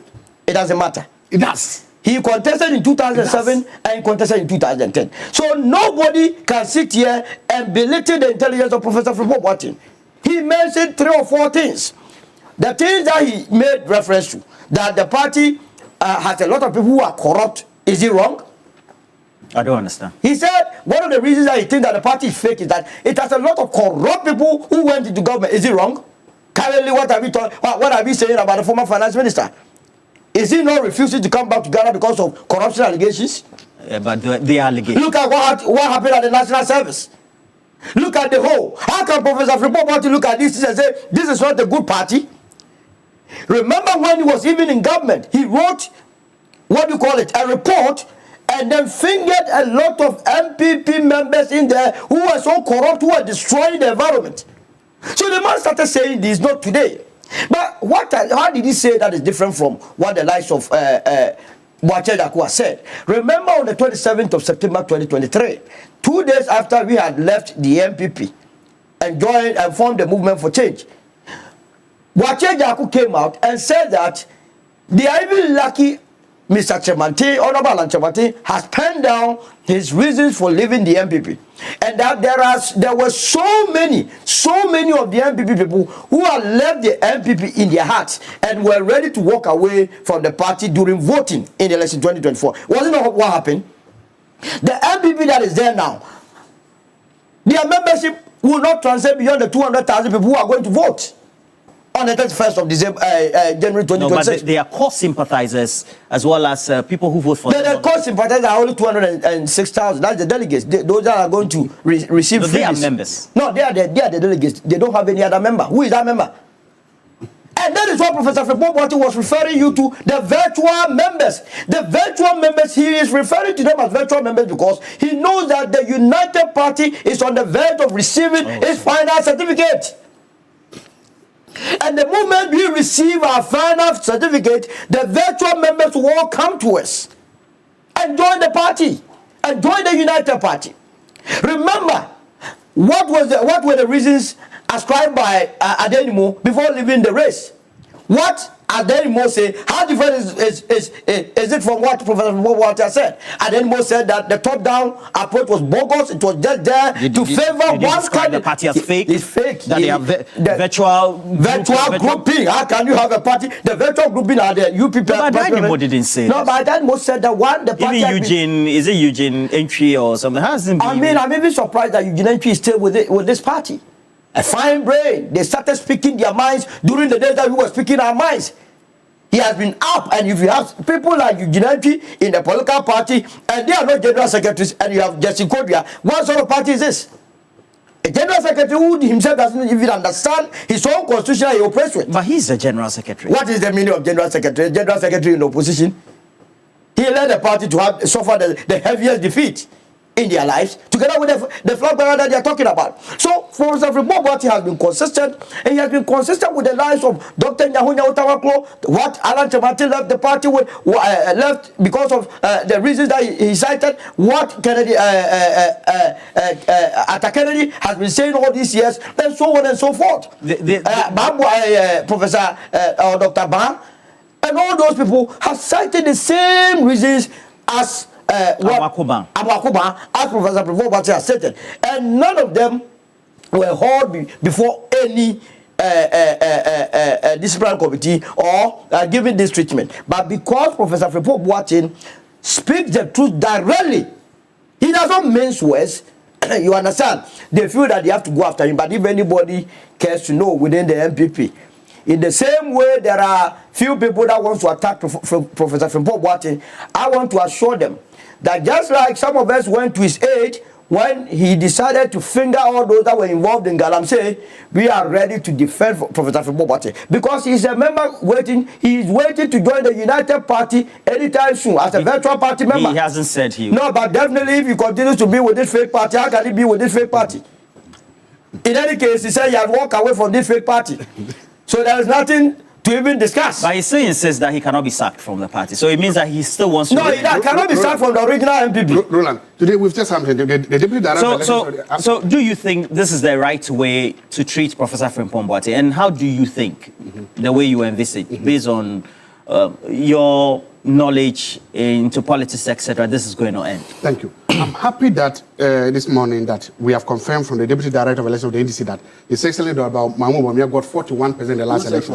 And that any other thing said that is a big lie. And I am happy that he got the 41%. Because today, if you see the number of saboteurs in the NPP, the number of lions in sheep clothing, the number of people who were sabotaging his campaign within his government, then it's a miracle that he got the 41%. Whose government?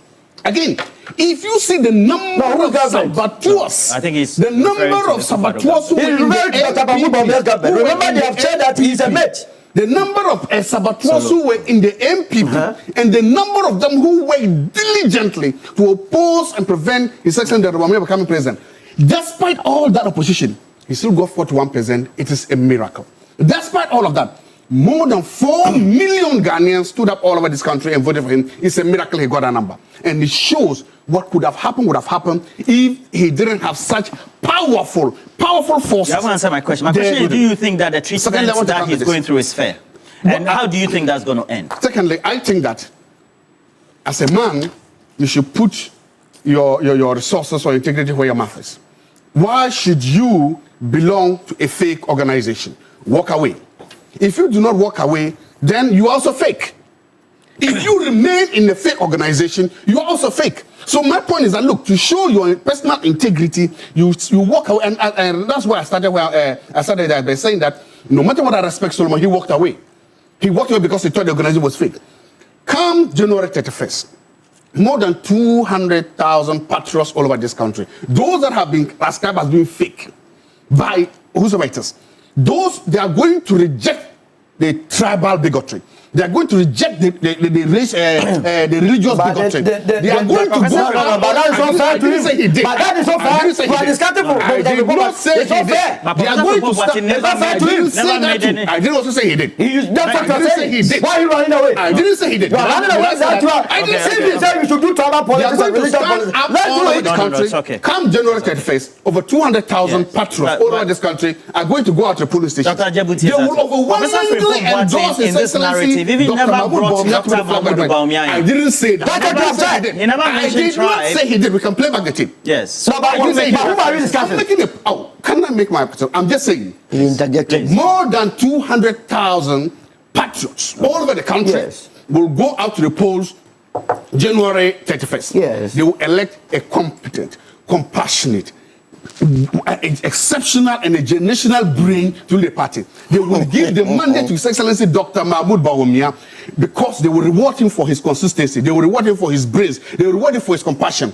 And when they give the party to him, the party will be healed. And he will lead this party to elections, and Ghana will become a strong, prosperous, and enviable country under his leadership.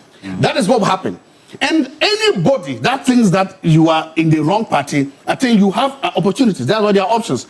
And I'm happy Solomon said it, that look, there are options. And even the Social Democrats are there. You can go and join them. But you see, every political party is... So what are you saying? To hell with anyone who doesn't... I didn't say that. Every political party is... With everything, you haven't said it this morning. If I've said it to every political party is vulnerable at this time. If you choose the time that a political party, your political party is very vulnerable to come out and subject to such distance, then you are being disingenuous. At the vulnerability of your party, that is when the party needs your support. That's when the party needs your help. If you choose the point that I am very vulnerable to now pile on me, then you have never been a friend all through. You've never been a patriot all through. We thank you. All right. So now, what do you think needs to be done to both sides? Or perhaps how should this approach be? Rather more reconciliatory to bring more members in or not? Knowing that just some few months ago they were... Well, I think that, you see, they have to... They were issuing an amnesty letter, etc. No, they need to approach the... You see, and they've gone back. They wrote an amnesty letter and they are now going back, threatening people. But I'm happy in a way the virtual members are quiet. You see, they are just watching them. The virtual members are watching them and seeing the distraction they are giving to their own party. And that is not good enough.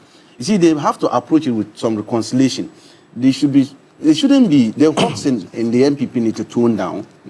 I mean, we've seen it. And look, NDC we suffered similar things. The chicken will never take the advice from the hawk. Oh, no. The sheep will never take advice from the fox. So no. You don't want me to speak. But you don't want to... You see, why? You see, Dr. Zato, I am helping you people. Because your party is going down. With 38%... 38% is not a good thing tell that lie for people. Don't tell that lie. To bring you to power. Don't tell that. And I'm saying that. Not, look, we 38%. We agreed, yes, 41%. Okay, please go ahead.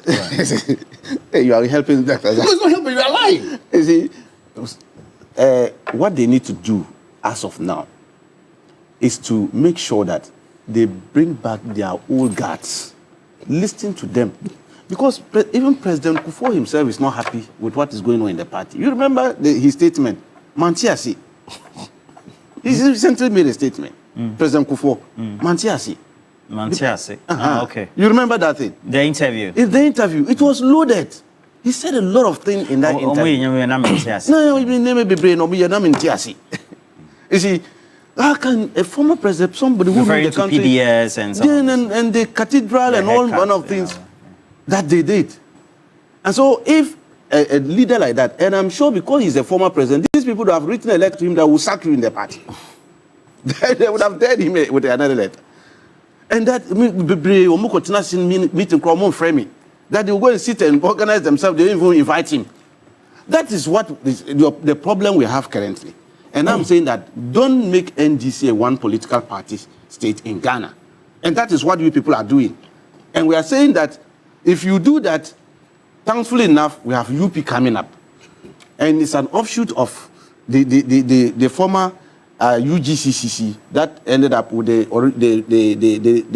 first UP tradition, which you claim to be in your constitution, your party constitution, which is making reference to that UP tradition. But now you don't leave it. Dr. Zato, you know it. You don't leave that UP tradition that everybody used to know. The current UP, the new one, is coming up. And I can see it through them. The leadership, the way they handle themselves, if you look at their coordination, it will tell you that the brain behind Buzia Dankwa tradition is living through the UP people. And I'm sure the virtual people should consider that aspect. Consider the UP people and stop this current MPP. It doesn't. It doesn't. What should be the approach? Beyond this approach, what do you think should be the right approach in your perspective? No, but the only approach is that a lot of the very serious minds in the party must run away from the party and join the United Party, because the reality of the day. That's your best option. No, the current situation with the MPP is that someone who was duly elected as the national chairman, he has left the party. He has run away. So the party has no substantive national chairman. And the reason why they had to force Bute to come back, because Bute had also said after the elections that he didn't see the need to continue as the first vice chair. But guess what? If Bute had left the scene, the one who would be chairing the new Patriotic Party today would have been Chairman Buga. Can you imagine? Why? The national chairman of the new Patriotic Party, Chairman Buga. Hey! How is that and these are some of the issues that Professor Fubobwati views that it has made the party fake. And now coming back to Dr. Mahmoud Bawumia, that he claims that he has all the brains. As we speak, his own brother-in-law, Adamu Ramadan, does not even believe that he's a competent person. And it's the reason why... Adamu Ramadan is a member of the NDC. But between you and I, and anybody in the MPP, should... his father-in-law was even a PSC in an unlikely event that Dr. Mahmoud Bawumia becomes the president of this country, between you and Adamu Ramadan, who will benefit? When you there, he does not even believe in them. He knows that the in-law has no So you're deviating from my question. He has no clue. Don't be like Dr. Zato. Dr. Zato got his own questions to answer. As someone against his brother-in-law. All right. Okay, gentlemen. In fact, don't go there. Don't go there. Let me clear. They never did that. Bobia Samoa was contesting to win the seat for the new Patriotic Party. Yes. Guess what? They were giving resources to his brother as against Bobia Samoa. Oh, he didn't. Both he and his wife didn't campaign for him. How would they have campaigned for him? How would they have campaigned for him? They did not campaign for him. Bobia Samoa himself is a colossus when it comes to identity politics. What are you talking about? All right, it's okay. Let's not get to it. So, you understand? The do you think the treatment is right? So what should be done? What should be done to Professor Fubobwati? I have said that for Professor Fubobwati. Should break away and come to you. He is welcome to the United Party. Indeed, I would be very surprised that he will continue to associate himself with a group of people who are just bent. The way they are destroying the party very fast. I'm very surprised. Sometimes if you want to destroy an entity, you do it gradually. Okay. These people are just fast-tracking everything. So from here, they will be moving to the Nyahotama Close, at the Kennedys, Amwaku Bans. We are welcoming all of them. In fact, the General Secretary said, as for Nyaho 2016, Who? his membership was revoked. That's what. Say the general secretary. Yes. The general secretary who doesn't respect the laws of the party. Was it not the same general secretary that signed that they should be they had granted everybody amnesty, including you? Oh, me ask for that. They say forfeiture. We must apply and then come and attend an interview before they look into a matter. You know you failed the interview. So you want a party. You failed the interview. Thank you, gentlemen. You failed the interview, so you know what Rashid, yes. So you went to court yesterday. Just 3 minutes on this. I'm told that we have some commercials before 9. So yes, we're in court yesterday. I mean, 3 minutes on this. We argue our case in opposition to the motion filed by the MPP seeking the Supreme Court to quash the decision of the Tamale High Court. I mean, we argue strongly, and we're very clear in our mind. You see, MPP, they always go to the desert for fishing, and that's what they were trying to do yesterday. I mean, they sent a very big net to the Sahara Desert, and we're scouting, looking for fish in the desert. I can't, in my life, the fifth floor I've reached, I've never seen fishing in the desert. And that's what they were doing at the Supreme Court yesterday. Fortunately, we stood our grounds. Very firm. You see, they came in with a gazette. And I've been saying it, Roland, this current electoral commission, they are always looking for our trouble. When I say they are looking for our trouble, it's like it's an offshoot of MPP. And I say it time and again, that look, anytime the MPP is singing a song, the chorus come from the Electoral Commission. Anytime MPP is singing songs, the chorus of the song comes from the Electoral Commission. This current one. And they did the same thing in 2024. We stood our ground and did not allow them to rig the election for the MPP. Now they did similar thing yesterday. They wanted to rig the ruling at the Supreme Court for MPP yesterday. But we had eagle eyes. Because this case, we handled the case at Tamale High Court with the MPP and Electoral Commission lawyers. Gazette is done by the Electoral Commission. You did the gazette. You send this thing to the print Ghana publish for them to gazette, right? So when you the MPP brought the 6th January 2025 gazette, that contains the Pandaya constituency. 275 of that. In an affidavit, paragraph 8 of the affidavit indicated that this is the correct gazette, and therefore the court should dismiss our 23rd application that we filed December, because at that time there was no gazette.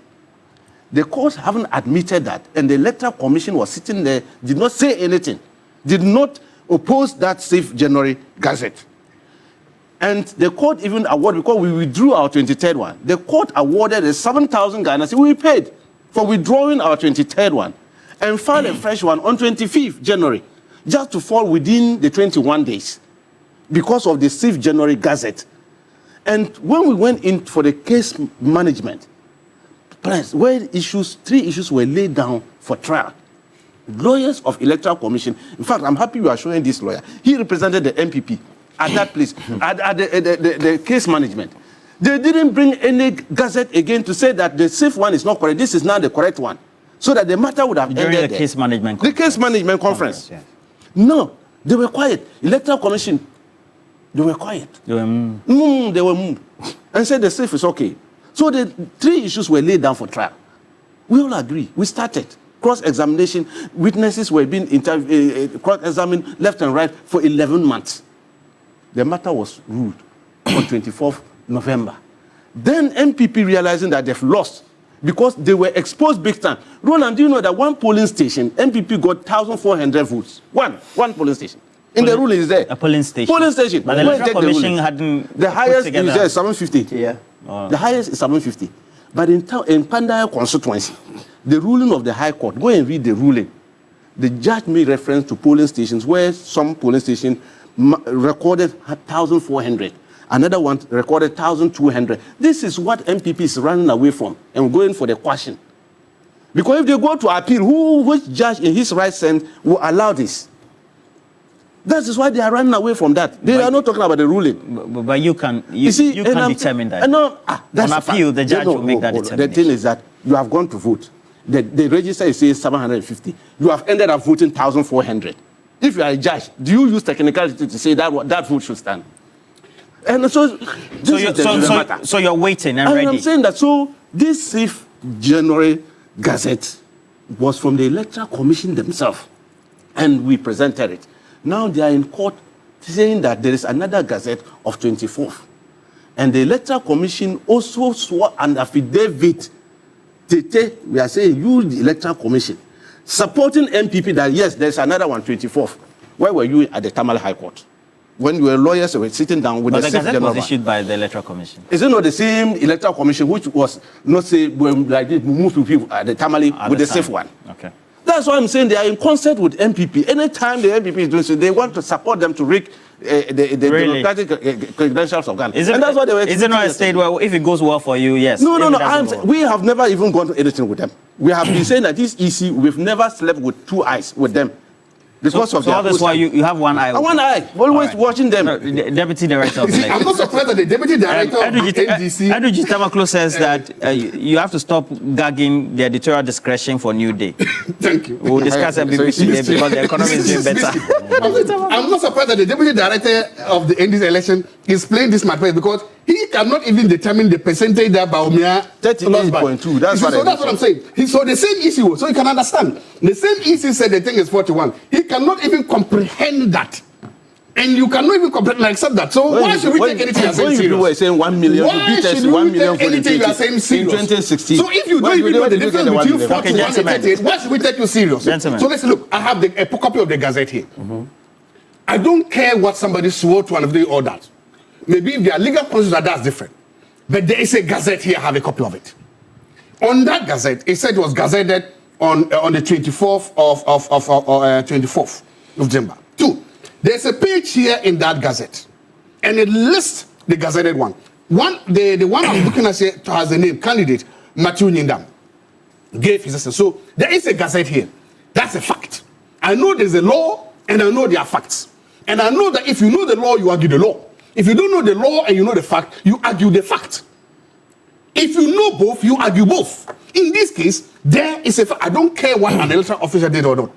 There is a Gazette of the elections. The Gazette says that it was gazetted on the 24th. That's a fact. If the law says that you must file within this period of the time, that too is the law. In this particular case, even though I've never entered a classroom of a law, I can then say that both the law and the fact favors Nyindam. Secondly, the people overwhelmingly voted for him. And then, so for me, if the fact and the law favors him, there's something to that happen. I saw you paddling this thing around. Even if granted in one polling station, there were errors there. Even if in that one polling station, you think from a democratic perspective, from a good governance perspective, from an all-inclusive perspective, it is fair to throw out over 50,000 votes just because how many? I'm just making a point. Okay. Just because one policy. You're drawing a scenario. If that is the case, I'm giving a scenario. If that is the case, then why can't you cure that one ill? Because if you were eating share fruit, you eat share fruit in your village, and you see one rotten share fruit, do you throw all the share fruits away? If it's in your mouth, it is possible. No, you throw what is out. Then you don't also throw what is in the bowl out. So you're in the bowl you're eating. I don't know how you eat share fruits in your village. They might be eating one after the other. So if you look in the bowl, instead there's one rotten one, you know. So the point I'm making is, even if so, first of all, the fact. I'm lost with your share nuts analogy. Share nuts like mango. You're eating mango, and you see one is rotten, you throw it away, and you keep the good ones. Okay. If when one policy, you keep, I heard you yesterday, that is 1,000 for the good. There are many of them. Exactly. So my point is that if they are there, why don't you then disqualify? They were said 51 in the initial decision. If those 51 have a problem, I'm not saying they don't have. Why not conduct the election in that 51? Why throw away all the good votes because a few are spoiled? Because when you do that, you are undermining the very will of the people that voted. So for me, it has, as I said, as for courts, usually they rule whatever they want. So I cannot say, but from where I'm sitting, the facts, the Gazette, 2, and the law says that you are in the wrong. And if you cannot even add, if you know the law between 38 and 41, you are wrong. Okay. 38. So I give you only 3 minutes. So, Roland, only 3 minutes. From mathematics perspective, -1 multiplied by a billion is -1 billion. So your argument does not hold. Which argument? Your argument that we should only deal with the 7 the polling stations that experience overvoting and leave the rest. Once there has been an infraction, you say fraud vitiates everything. Okay. It means the entire thing. You cannot even be sure whether in those areas, in those that I only 3 minutes abeg. So the Supreme Court, we await the Supreme Court, but judging from the behavior or the attitude of NINAM and the MPP and the NDC, as well as the constituent as Pandai, I strongly believe that both sides believe that there will be a rerun because NINAM is campaigning vigorously. He is? He is. Once at the same time. All the party leaders are there. They have seen it too. I've seen the former flag bearer, Mahmoud Bawumia. All of them have been going. What do you make of it? No, they know that there will be a rerun. But I have advised NINAM that he must not go and spend the little money he has with him. He must not. He will win because he will lose. He will win. I'm telling you, he will lose. But I'm very surprised that our brother Zato seems to be very happy with the 41% that Dr. Mahmoud Bawumia got. Especially concerning the saboteur. Somebody who had promised his party, somebody who has promised a party that his worry was the gap. The gap that he was going to give. Oh, Dr. Mahmoud, he was going to give. He was going to give that gap. And you ended up at 41%. Only for us to be told that I can't pay. Can you imagine? These people, you will be there, and when they are hallucinating, they come up with all sort of things. You see, let us get it straight.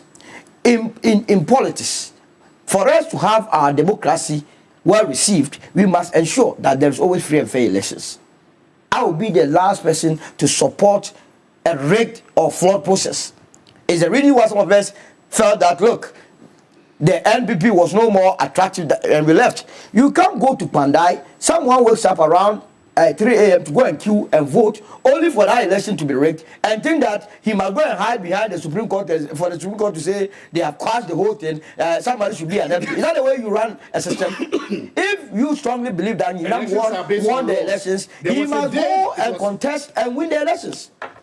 You understand? You have a minute. Elections are based on laws. That's why you are allowed to go to the High Court, and the High Court made a determination that indeed the election was not free and fair and has to be rerun. It's the reason why you are afraid to go to have a rerun, and you are going to the Supreme Court, use the simple way of stopping the elections.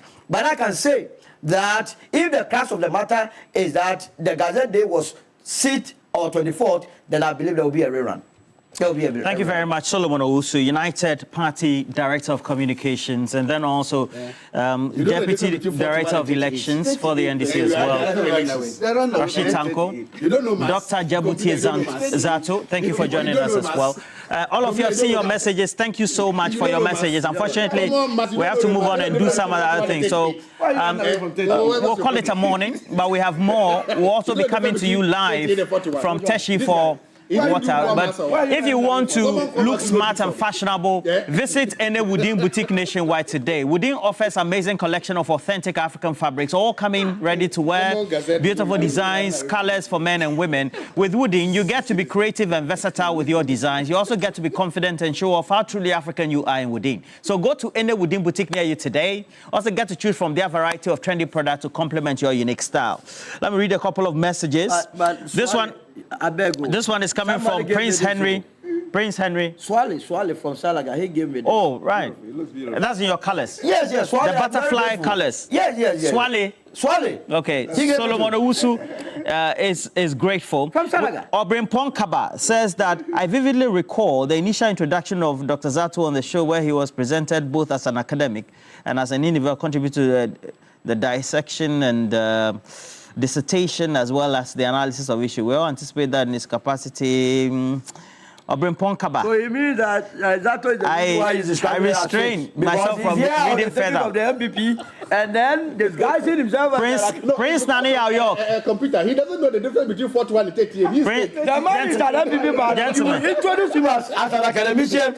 No, he said initially. From what I understand, Dr. Zato and the Bawumia camp are ready to accept the fake ones, but Ken is not part of that group and is standing firm, please kindly pass this on to Solo as well. Anyone from the MPP who wants to join the United Party must be properly vetted. Because, you will vet everyone. No. We will vet everyone. No, because no. Nipa ye Cobra. Nipa ye Cobra. We are not going to accept wholesale. No.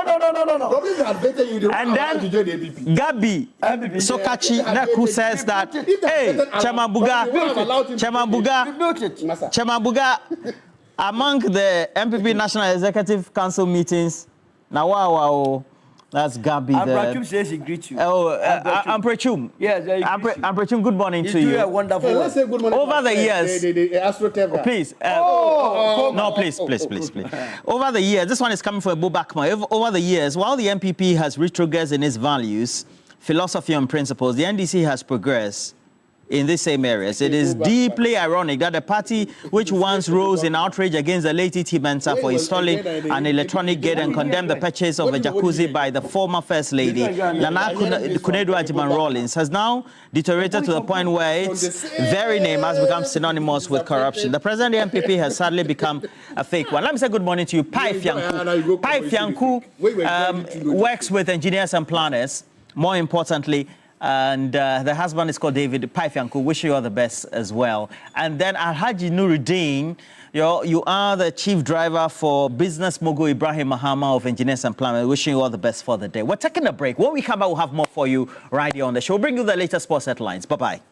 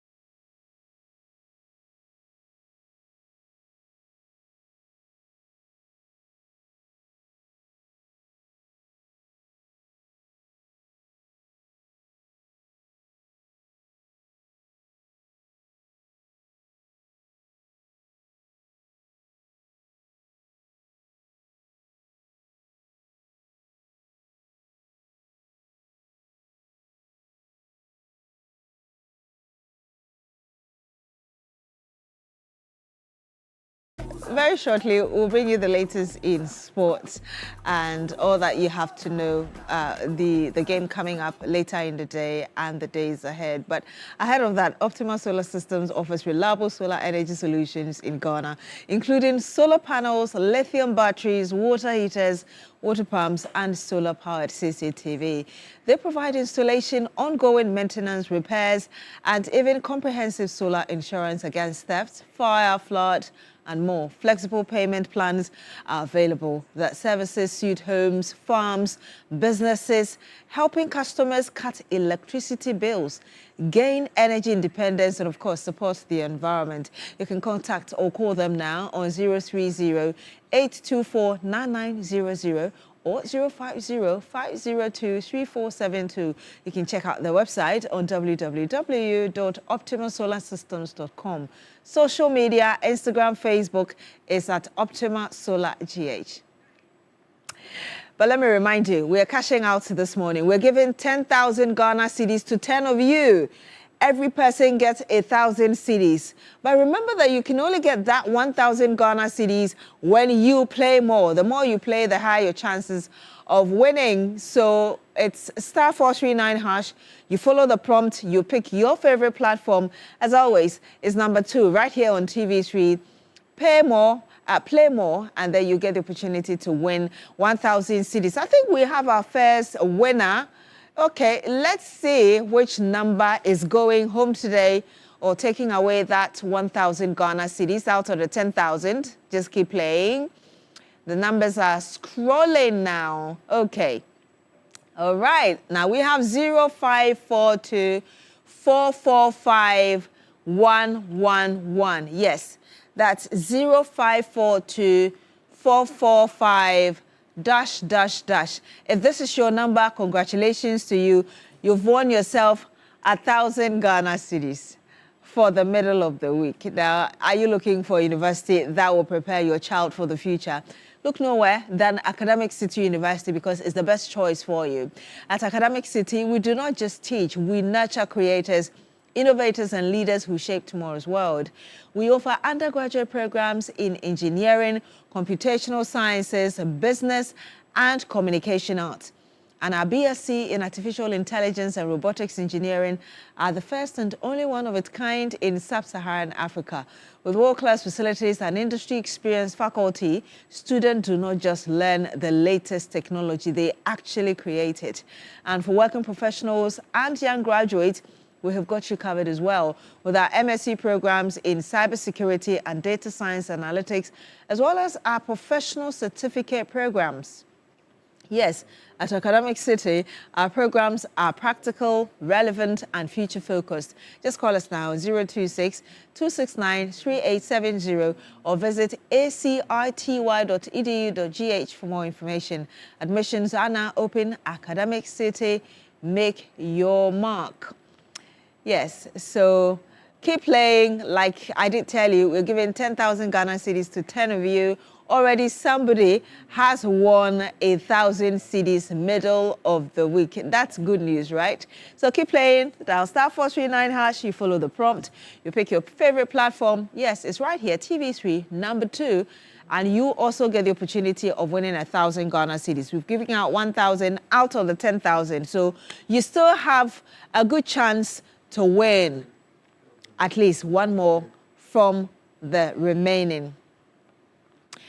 And we'll be getting in touch with the person who just won the 1,000 Ghana cedis, just so we get to find out what plans are available for that 1,000 Ghana cedis. But we're still reminding you, if you haven't started playing yet, you still have a chance. Keep playing. *439#. You follow the prompt. Pick your favorite platform, which is number 2, TV3. When we come back, we'll bring you the latest in sports. Do stay with us right here on Newday.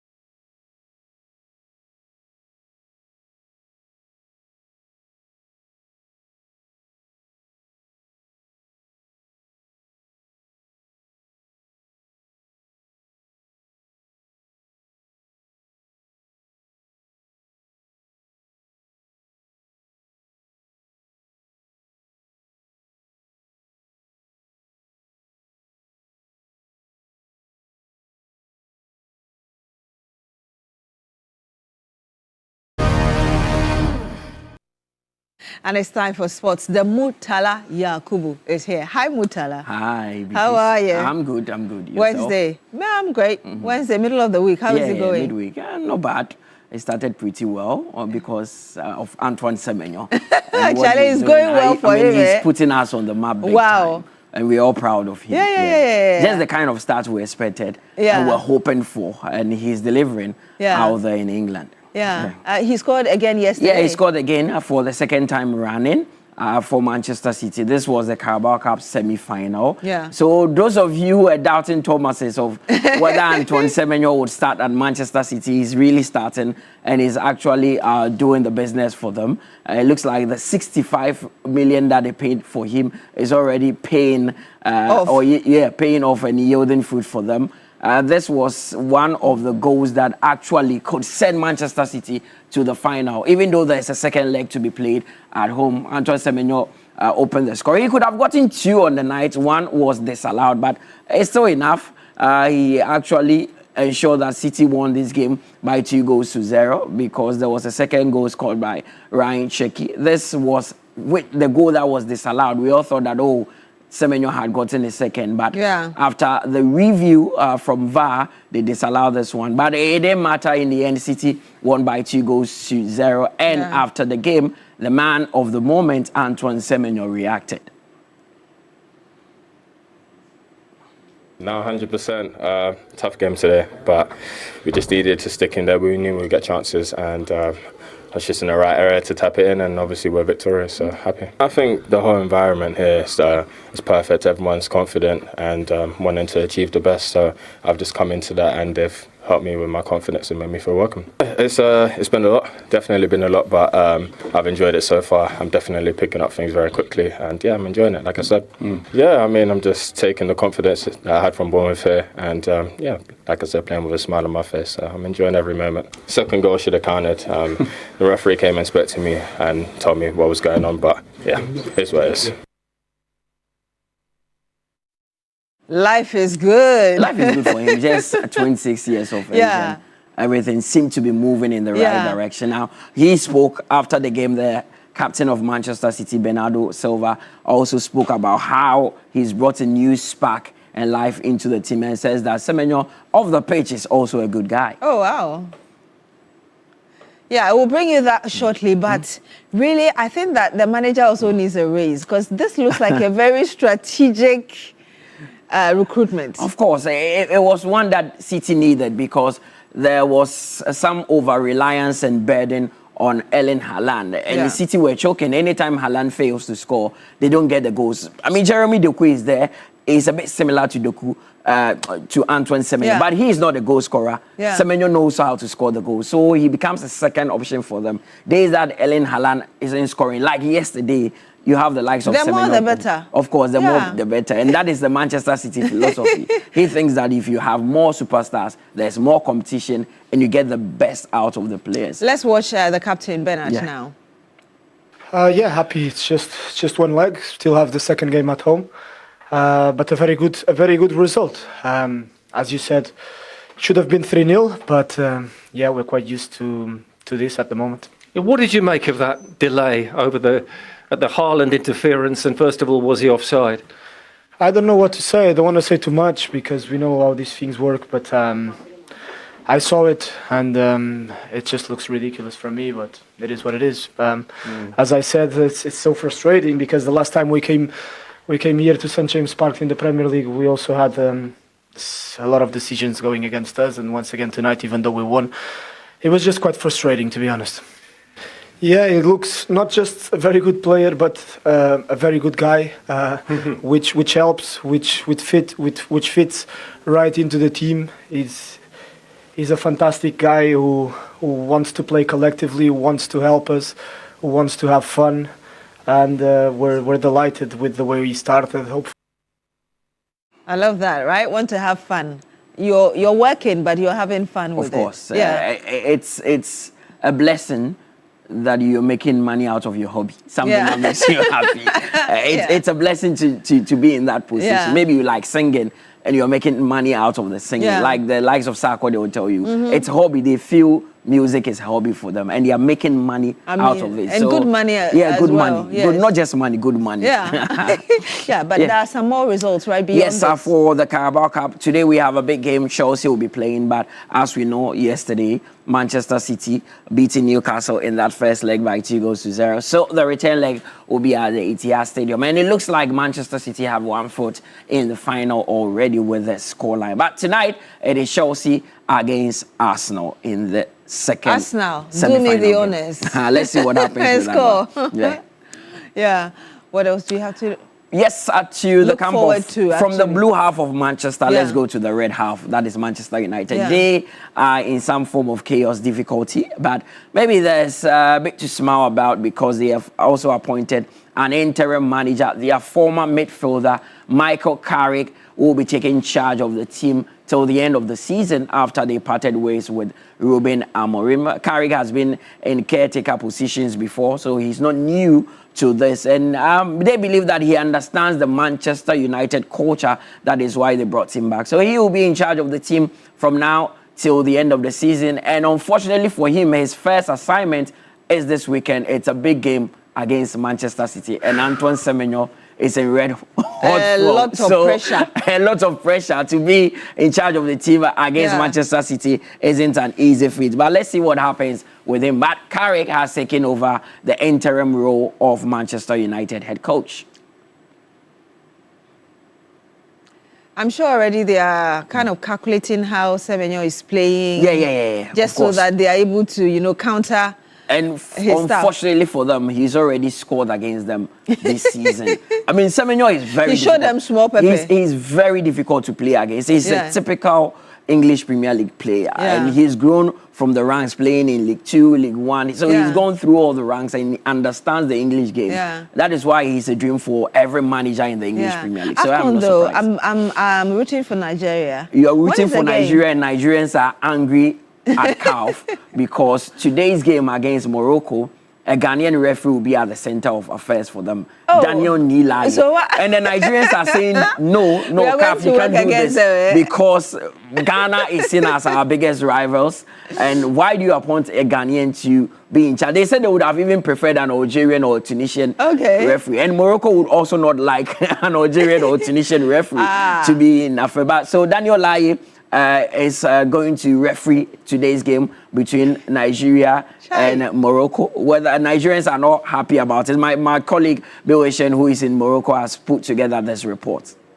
In less than 24 hours, the semi-final game between Morocco and Nigeria will be taking place at the Prince Moulay Abdallah Stadium, which is right behind me. But the big news coming in involving a Ghanaian is that Daniel Nilai will be the central referee for that particular match. Now, Nilai was the central referee in the group stage game between Algeria and Burkina Faso and was on VAR duty as Morocco defeated Cameroon by 2-0 in the quarterfinals of the 2025 AFCON. Nilai has a lot of experience on the continent, having managed a number of CAF Champions League games, CAF Confederation Cup games, and also managed, was a referee in the 2021 Africa Cup of Nations, which took place in Cameroon. But this happens to be the biggest match that he would be officiating as a central referee in the semi-finals of an AFCON. And there has been a number of reactions that have been coming in on social media, mostly from the Nigerian camp. Some of them believe that since Ghanaians are rivals to Nigeria, this might not bode well for them, whilst others have cited the love for the jollof as something that could be a blessing in disguise. But as these two countries take on each other at this particular stadium, there would also be spotlights on Daniel Nilai to deliver a fair officiating as these two sides try to book a place in the final of the 2025 Africa Cup of Nations. The Bileshan with that report there. Yeah. But what's making me laugh about this whole Nigeria-Ghana thing is we didn't qualify for the AFCON. Yeah. I mean, the Black Stars, yes, Ghana is still inside. Of course, we have Stoneboy performing, we have a referee in there. So Daniel Nilai, today's game, Morocco Nigeria 7 p.m. he would be at the center of affairs. But Nigeria have it means been that speaking. they don't have a choice. AFCON will Of course, that is what CAF will not listen that is to. what CAF has settled on. Okay. So he will not listen to anyone. He thinks that Daniel Lai is qualified enough and competent to handle such a huge game. But the Nigerians are not happy and they will be monitoring proceedings. And still on the AFCON, Nigerian coach Eric Shell and their striker Victor Osimhen have spoken. They believe that Morocco have quality, but Nigeria is extra motivated for this task. No, this is a big game, semi-final. We played our last game against Algeria. It was a good game for us. Now, a big game against a big team. So, we will enter slowly in this game because we have a last training session today. And we will be ready for tomorrow. Algeria was the biggest test. Morocco is the biggest test. Every game is the biggest test for this team because the expectation is so big. So we are ready for this game, for all of these games that we play in this tournament. We try to play every game like the last, and we will give everything, and we gave everything. I mean, they have a very good squad, talented players, but I think we are one of the most feared team in this tournament, considering the kind of talent we have in the squad. But I think there is no pressure within the camp. There is no pressure. We don't even talk about it within ourselves. We just take one game as they come. We just played a very big nation, Algeria. We just display something that the whole world see that, yeah, these guys are really up for this trophy. But just like I used to say, it's not going to be easy. Of course, the Moroccans are playing in front of the thousands of their crowd, which is an advantage for them. But I think many of us here has played in a stadium where there is 80, 90 capacity. So for me personally, there's absolutely no pressure at all. I don't even think about it. I just focus on my team, and then when the day of the game comes, we give everything, and then we hope for the win for us. But it's not going to be easy, but I think we've got a Osimhen, right? That's his Victor name. Osimhen. Their posture, though. Of course, he says he's relaxed and he doesn't even think about the game, which I know is not the truth. So you see, you remember the man who spoke earlier? That's their coach, right? Yeah, when they played with South Africa, he said they used the World voodoo. Cup qualifiers. He said South Africa used voodoo. So now that they are protesting against a Ghanaian referee, if and when they get scored, what will he say?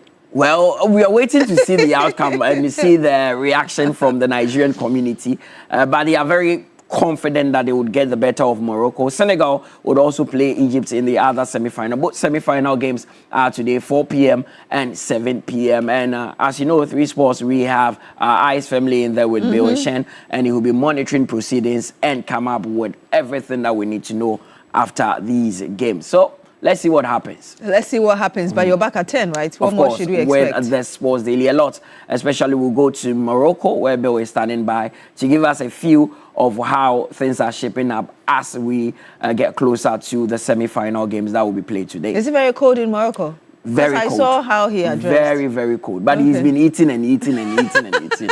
So it wasn't just the bloated shirt. So of course, he's been eating. Thank you very much, Welcome. Yakubu, for bringing us the latest in sports. Well, if you've got a gifted child at home, this is your moment. Talented Kids Season 17 auditions are officially open. Yes, Kumasi, we meet at the McLean Hotel on the 18th of January 2026 from 8 a.m. sharp. Mark the time, 8 a.m. at the McLean Hotel. And for families in Accra, auditions come your way right here at the premises of TV3 on the 20th of January 2026. Also from 8 a.m. as well.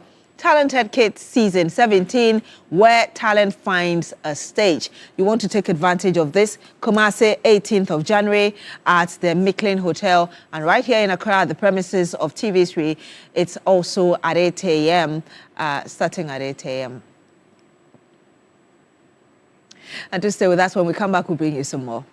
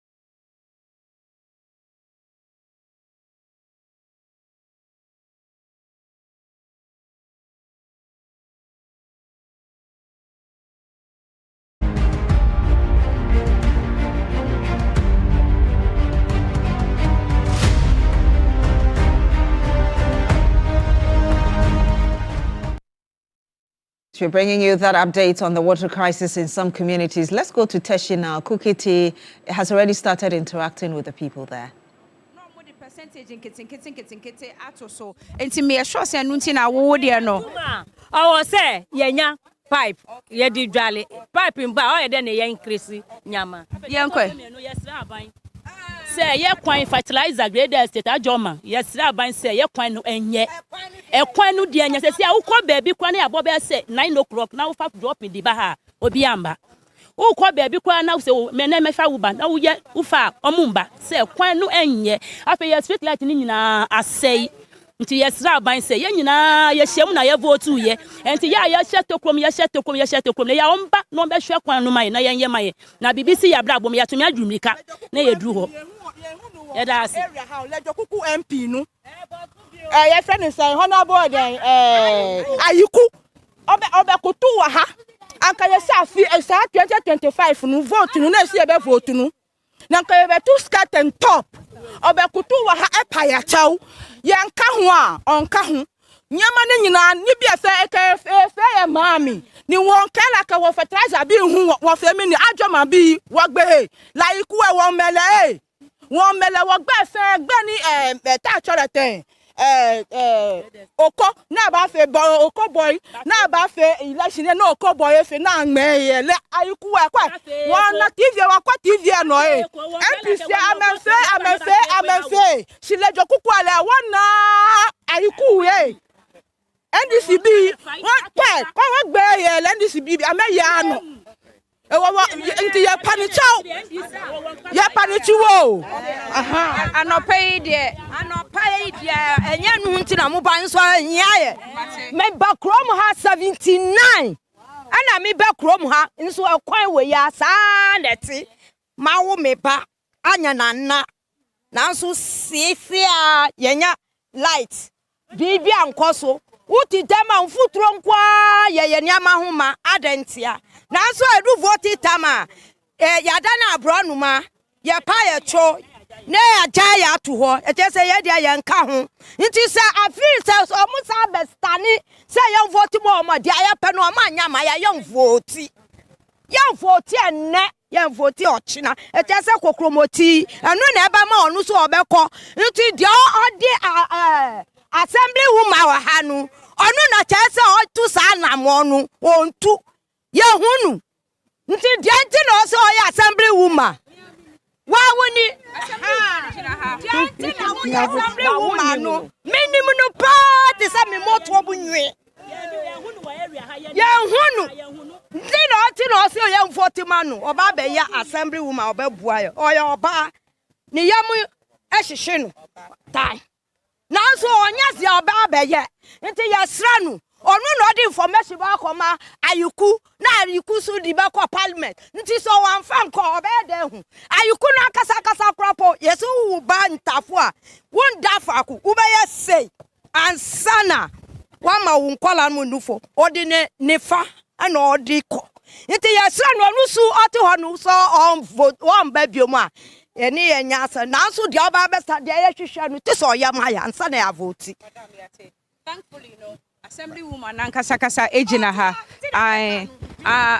yo yada say mate abotre o ha so no ankasa ebehina no. Good morning, how are you doing? Morning, I'm good. And your name is? My name is Honorable Linga Dad, Assembly woman for Estate North. Currently we are at the fertilizer area. That's where we are now, and this is where the situation is. There is water shortage here. We don't have water. People have been complaining a lot. But I think because of the population is becoming higher and higher. That's why it has affected us mostly in the area here. Now, our understanding was that before Ghana Water Company shut down the desalination plant, there was a communique that was issued to the entire community, actually the whole of Ghana, that these challenges were going to erupt in the area. But they had also put in place measures to make sure that water supply was not disrupted. Is that what actually happened between October till now? I think the education did not go on well. people were not educated. They were not told. Because when you circulate such messages on WhatsApp, social media, and somebody does not have a phone to check all these things, they won't know what is happening. So it's the education that did not go on well, and that's why we are here today. Now, minus the education not going on well, can you attest to the fact that water has been supplied between October and now? And if not, what's been the challenge? There is no water at all, more than months now. Even before October, there has been the issue of water shortage in the electoral area. And even before October? Yes, there has been water issues in the area. Not only here. The electoral area is very big. It's the estate there, the compost plant. It's a very big electoral area. So it's not this area, but a lot of things. There's no water everywhere. Everybody is complaining about the water shortage. It's not this area. So what have you brought us this morning? Whose house is this? It's an opinion leader in this area who has volunteered to go and get water supply into her tank. And then she will also help the people in the electoral area. But the challenge is water that is supposed to be sold at 5 cedis now is going for 20 cedis and then 15 cedis, which is more challenging in the area. For one kufor gallon? Yes. One kufor gallon is how much now? Some people are selling it 15 cedis and some 20 cedis just because there's water shortage. Because there's no water and the road is no good. For the car to bring the water here, they have to increase the water price. So when they also come, they have to increase the prices of the water. So that's why we are facing the challenge. Some people are citing financial issues for the plant's shutdown. Well, the Ghana Water Company is also saying that the operators of the plant just could not critically maintain it. Can you attest to that fact? As for that one, yeah, I don't know much about it. Okay. Listen, behind us, you are the assemblywoman. Please come with me. Behind us are kids who are supposed to be in school at the moment, but they are here also in search of water. And you tell us that if we had even come around 4 a.m., 5 a.m., we would have seen a lot more of them here just trying to get water to go to school. Sweetheart, good morning. How are you? Please, I'm fine. And your name is? Kingsford. Why are you not in school today, Kingsford? Please, today you are not in school because of the water. There's no water at all? Yes. You don't get water to bath. There's no water to bath. So this whole week, today is Wednesday. Have you been to school the whole week? Yes. But if you want one bucket, you go to far places before you get one bucket. Okay. Sometimes it will be 5 cedis, 15 cedis. Okay. So now we want to tell you people that we want water source to let us bath and do things. Okay. But I need to understand something. How old are you? Please, I'm 10 years. 10 years. And you are able to carry this when it's full? Please, yes. You carry it on your head? Please, yes. How many times in a day? 4. 4 times in a day? Please, yes. And you are able to carry it? You don't Please, have yes. any headaches or anything? No. Wow. Okay. Let me go to your brother. What's your name? It's Kuma Jacob. Sorry? Kuma Jacob. Yes. How old are you two? 13 years. Come with me. Don't go. Come back. Which school are you in? Dar es Salaam. Dar es Salaam school. Yeah. And you are also here this morning, not in school looking for water. Yes. The whole week, have you been to school? Yes. You've been to school. Yes. How many days this week have you been to school? It's me, I don't know. Oh, but you should be able to tell me how many days you've been to school. But anyway, today is Wednesday. Did you go to school on Monday? Yes. You went on Tuesday. But today, Wednesday, there's no water, so you're here. How many, or you are on afternoon shift today? Are you going to go to school today? Please, yes. But if you don't get water, you cannot go. Yes. Okay, how far is your house from here? Where? This is my here. house. This is It's my just house. behind Yeah. here. Okay, and you'll be able to carry this conveniently on your head when it's full? Yes. Okay. So government is watching this morning. How many people are you in your house? 4, Five. About 5 people. Yes. So how many of these gallons do you have to carry in a day to make sure that there's enough water for all of you? 5 days. You have to carry about 5 of them to make sure that there's enough water. Do you have older siblings? Yes. You have older siblings, but you are the one in charge of fetching water and making sure that there's water in the house. Sometimes. Okay. So what would you want government to do for you this morning?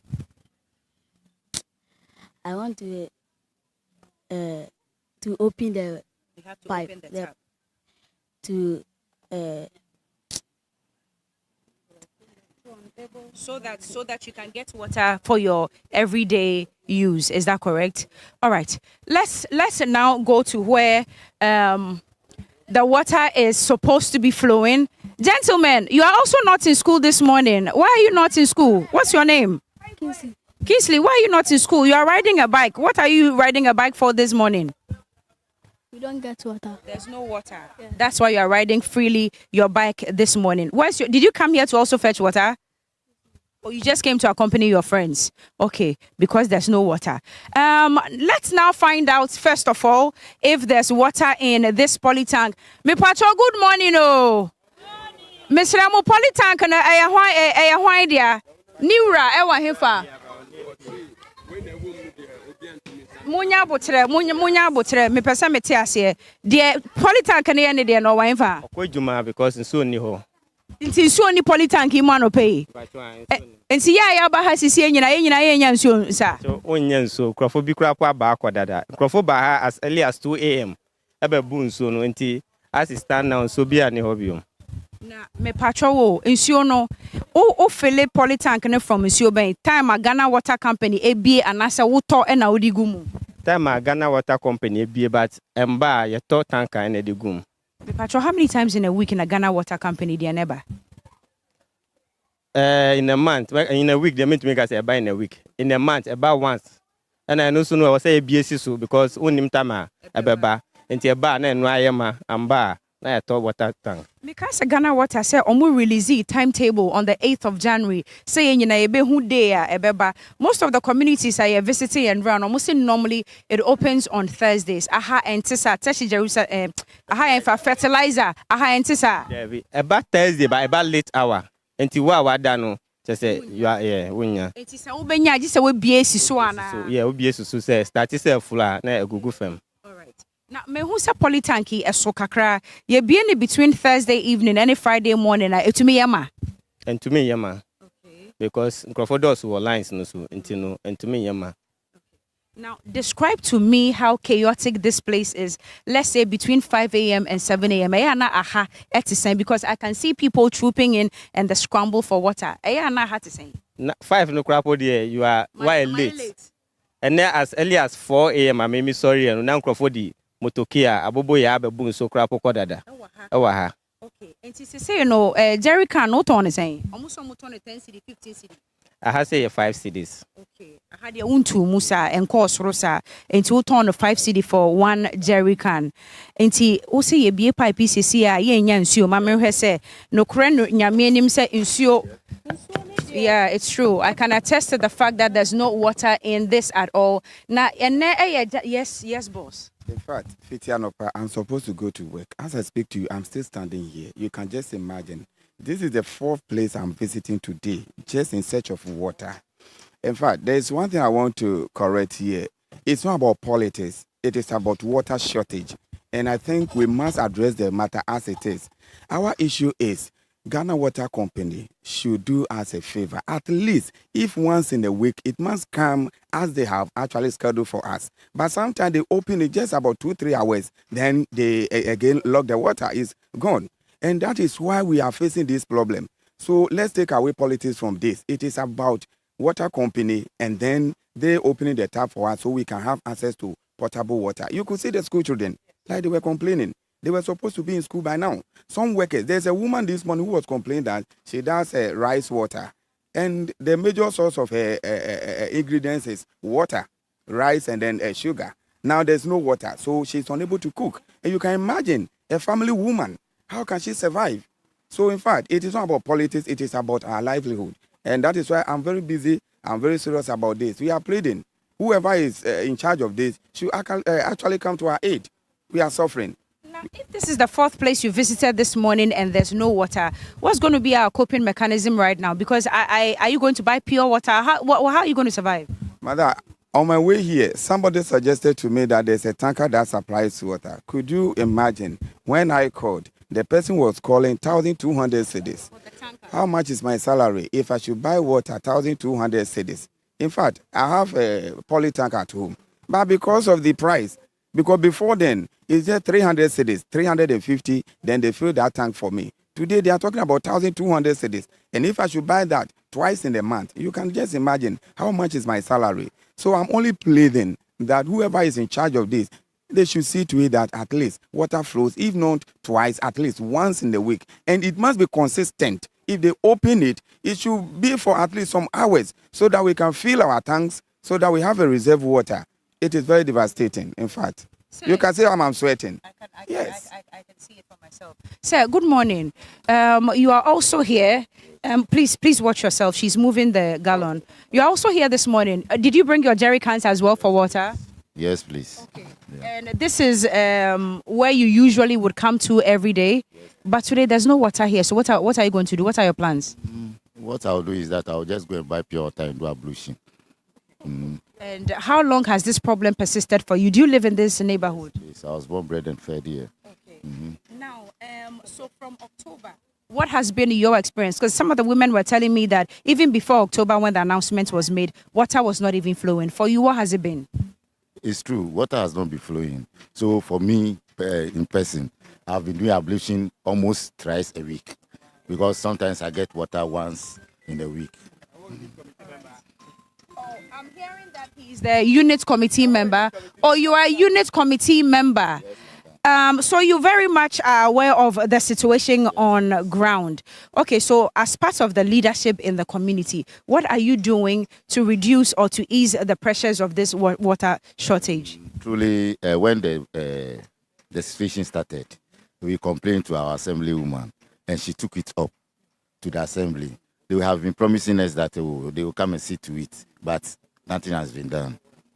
When we started this series this week, we realized that some communities would have the drip water tanker, come to the community to supply water. It doesn't happen here in Teshi Fertilizer. Normally, it happens at the main Teshi town, but here they don't come. Okay. None at all? None has come. None. Wow. And for 3 months now, you have been living on ablution. You haven't had a proper bath in the last 3 months. Do you have a wife? Do you have children? I have children. I have wives. How have they been surviving? Oh, sometimes I buy the pure water for them when they are going to school to bath. For them, they have to bath. Otherwise, they will be smelling in the class. Right. But how sustainable is that? I actually cannot tell.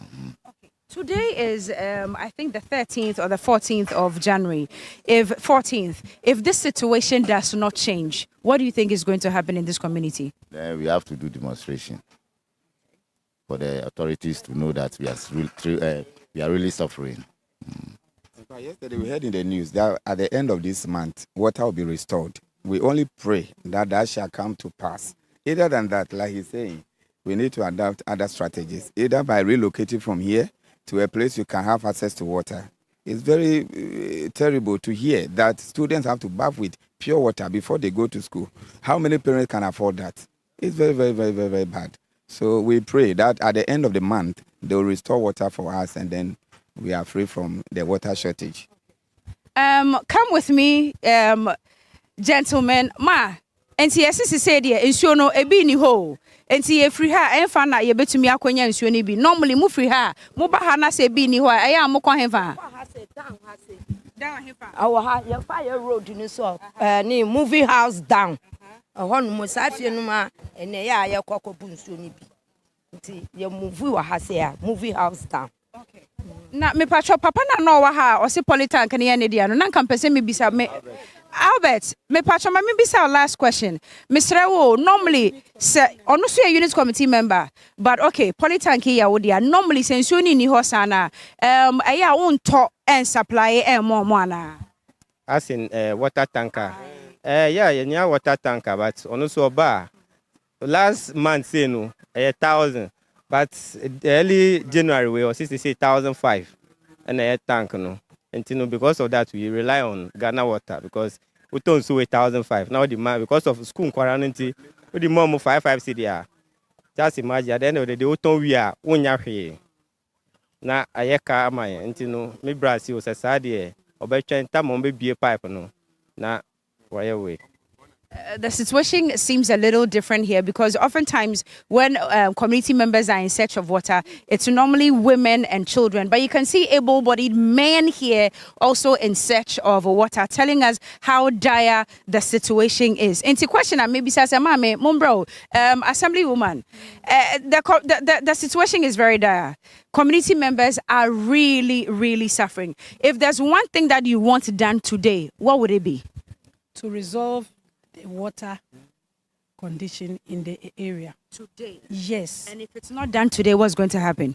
I think most of the schools has to be shut down because children will not be able to go to schools.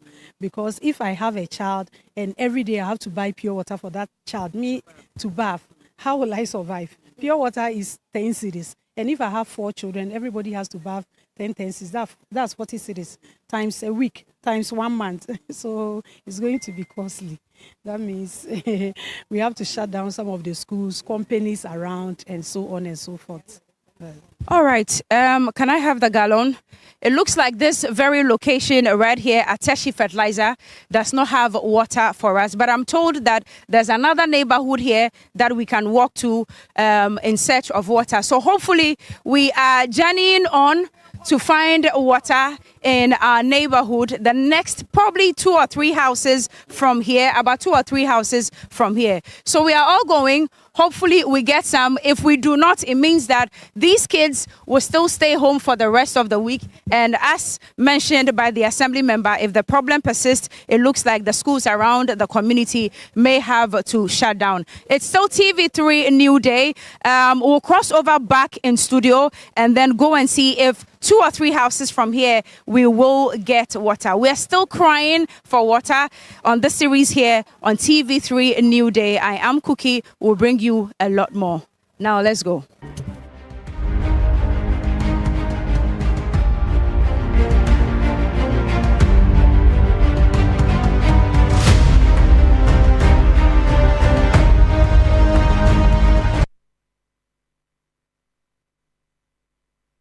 Really a serious issue going on in Teshi, and the unfortunate incident that the children would have to stay home, and I'm sure you saw a number of them, because there is no water and parents cannot afford to buy sachet water, the bags for how many of their children to bath daily before they go to school. So hopefully the Ghana Water Company Limited is able to really find a way to deal with this problem. Remember that we've been talking about this over the last few days. There is water issue in Chado as well. A number of people having issues. Even this morning, we had a caller from Pandai also complaining about serious water issue and the fact that the Ghana Water Company Limited needs to look at the issue. So it seems like a really big national problem that the water company needs to look at to deal with. And hopefully, wherever a Cookie is going to the next 3 or 4 houses, like she said, there will be water for the people to find water there. So those who have to go to work can get water to go to work. And for the children who have had to stay home because there's no water, they will be able to get something to bath and go to school as well. We're hoping the problem will be dealt with as soon as possible. But let me remind you, the journey ends on Sunday, 25th of January 2026, as Mentor crowns its next star. Yes, 6 finalists, 1 winner, 1 historic night.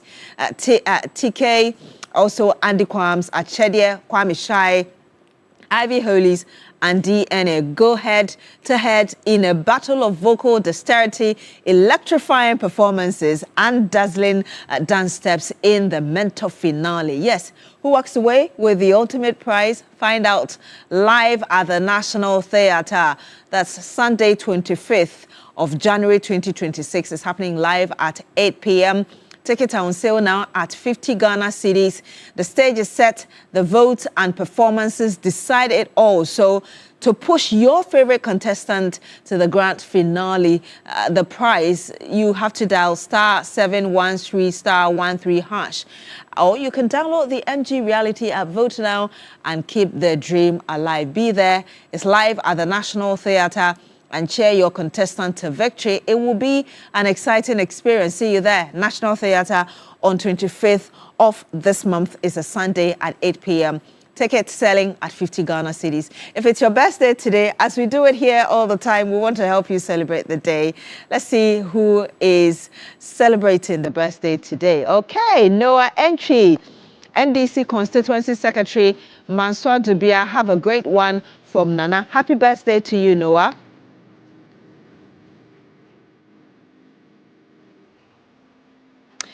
We'll have to continue with that, yes, but it's your birthday and we want to help you celebrate. Stay with us, we're back very shortly.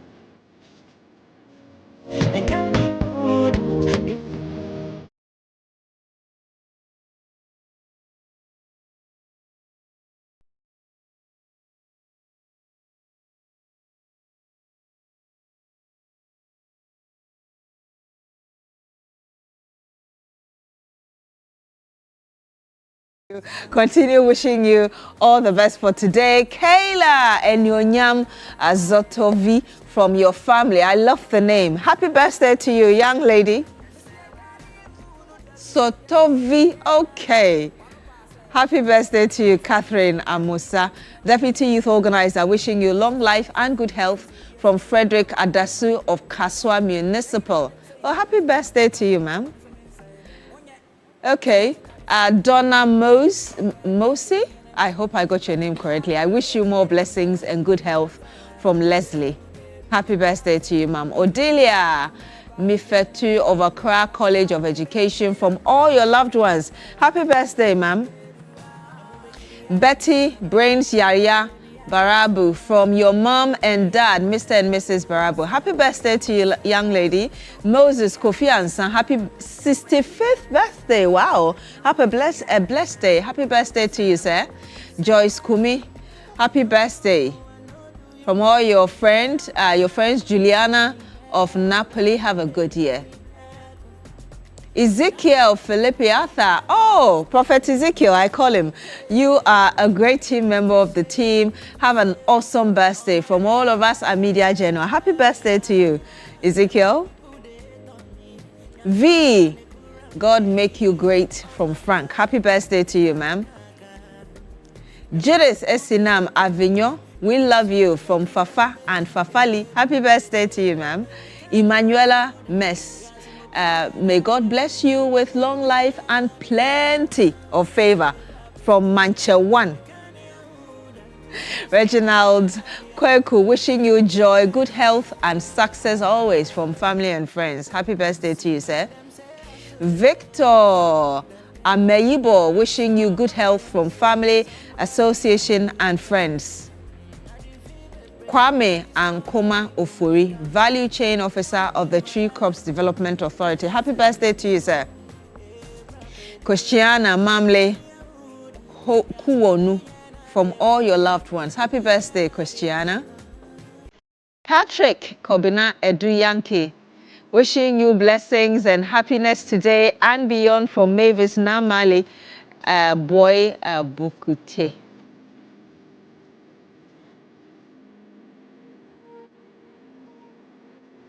Happy birthday to all of you. Well, we're still on Cry for Water. We've been to Teshi and a few other places. So if you're having water challenges, you can be sure that we show up in your neighborhood very quickly. So we're able to, as it were, amplify your challenge before the authorities for them to do something about it. But thank you so much for joining us on Newday today. Of course, I was here with Cookie T, who is still in Teshi, trying to look for water for the people. And of course, Roland Walker. My name is Beatrice Edu. Thank you so much for being with us. See you tomorrow. Have a good day.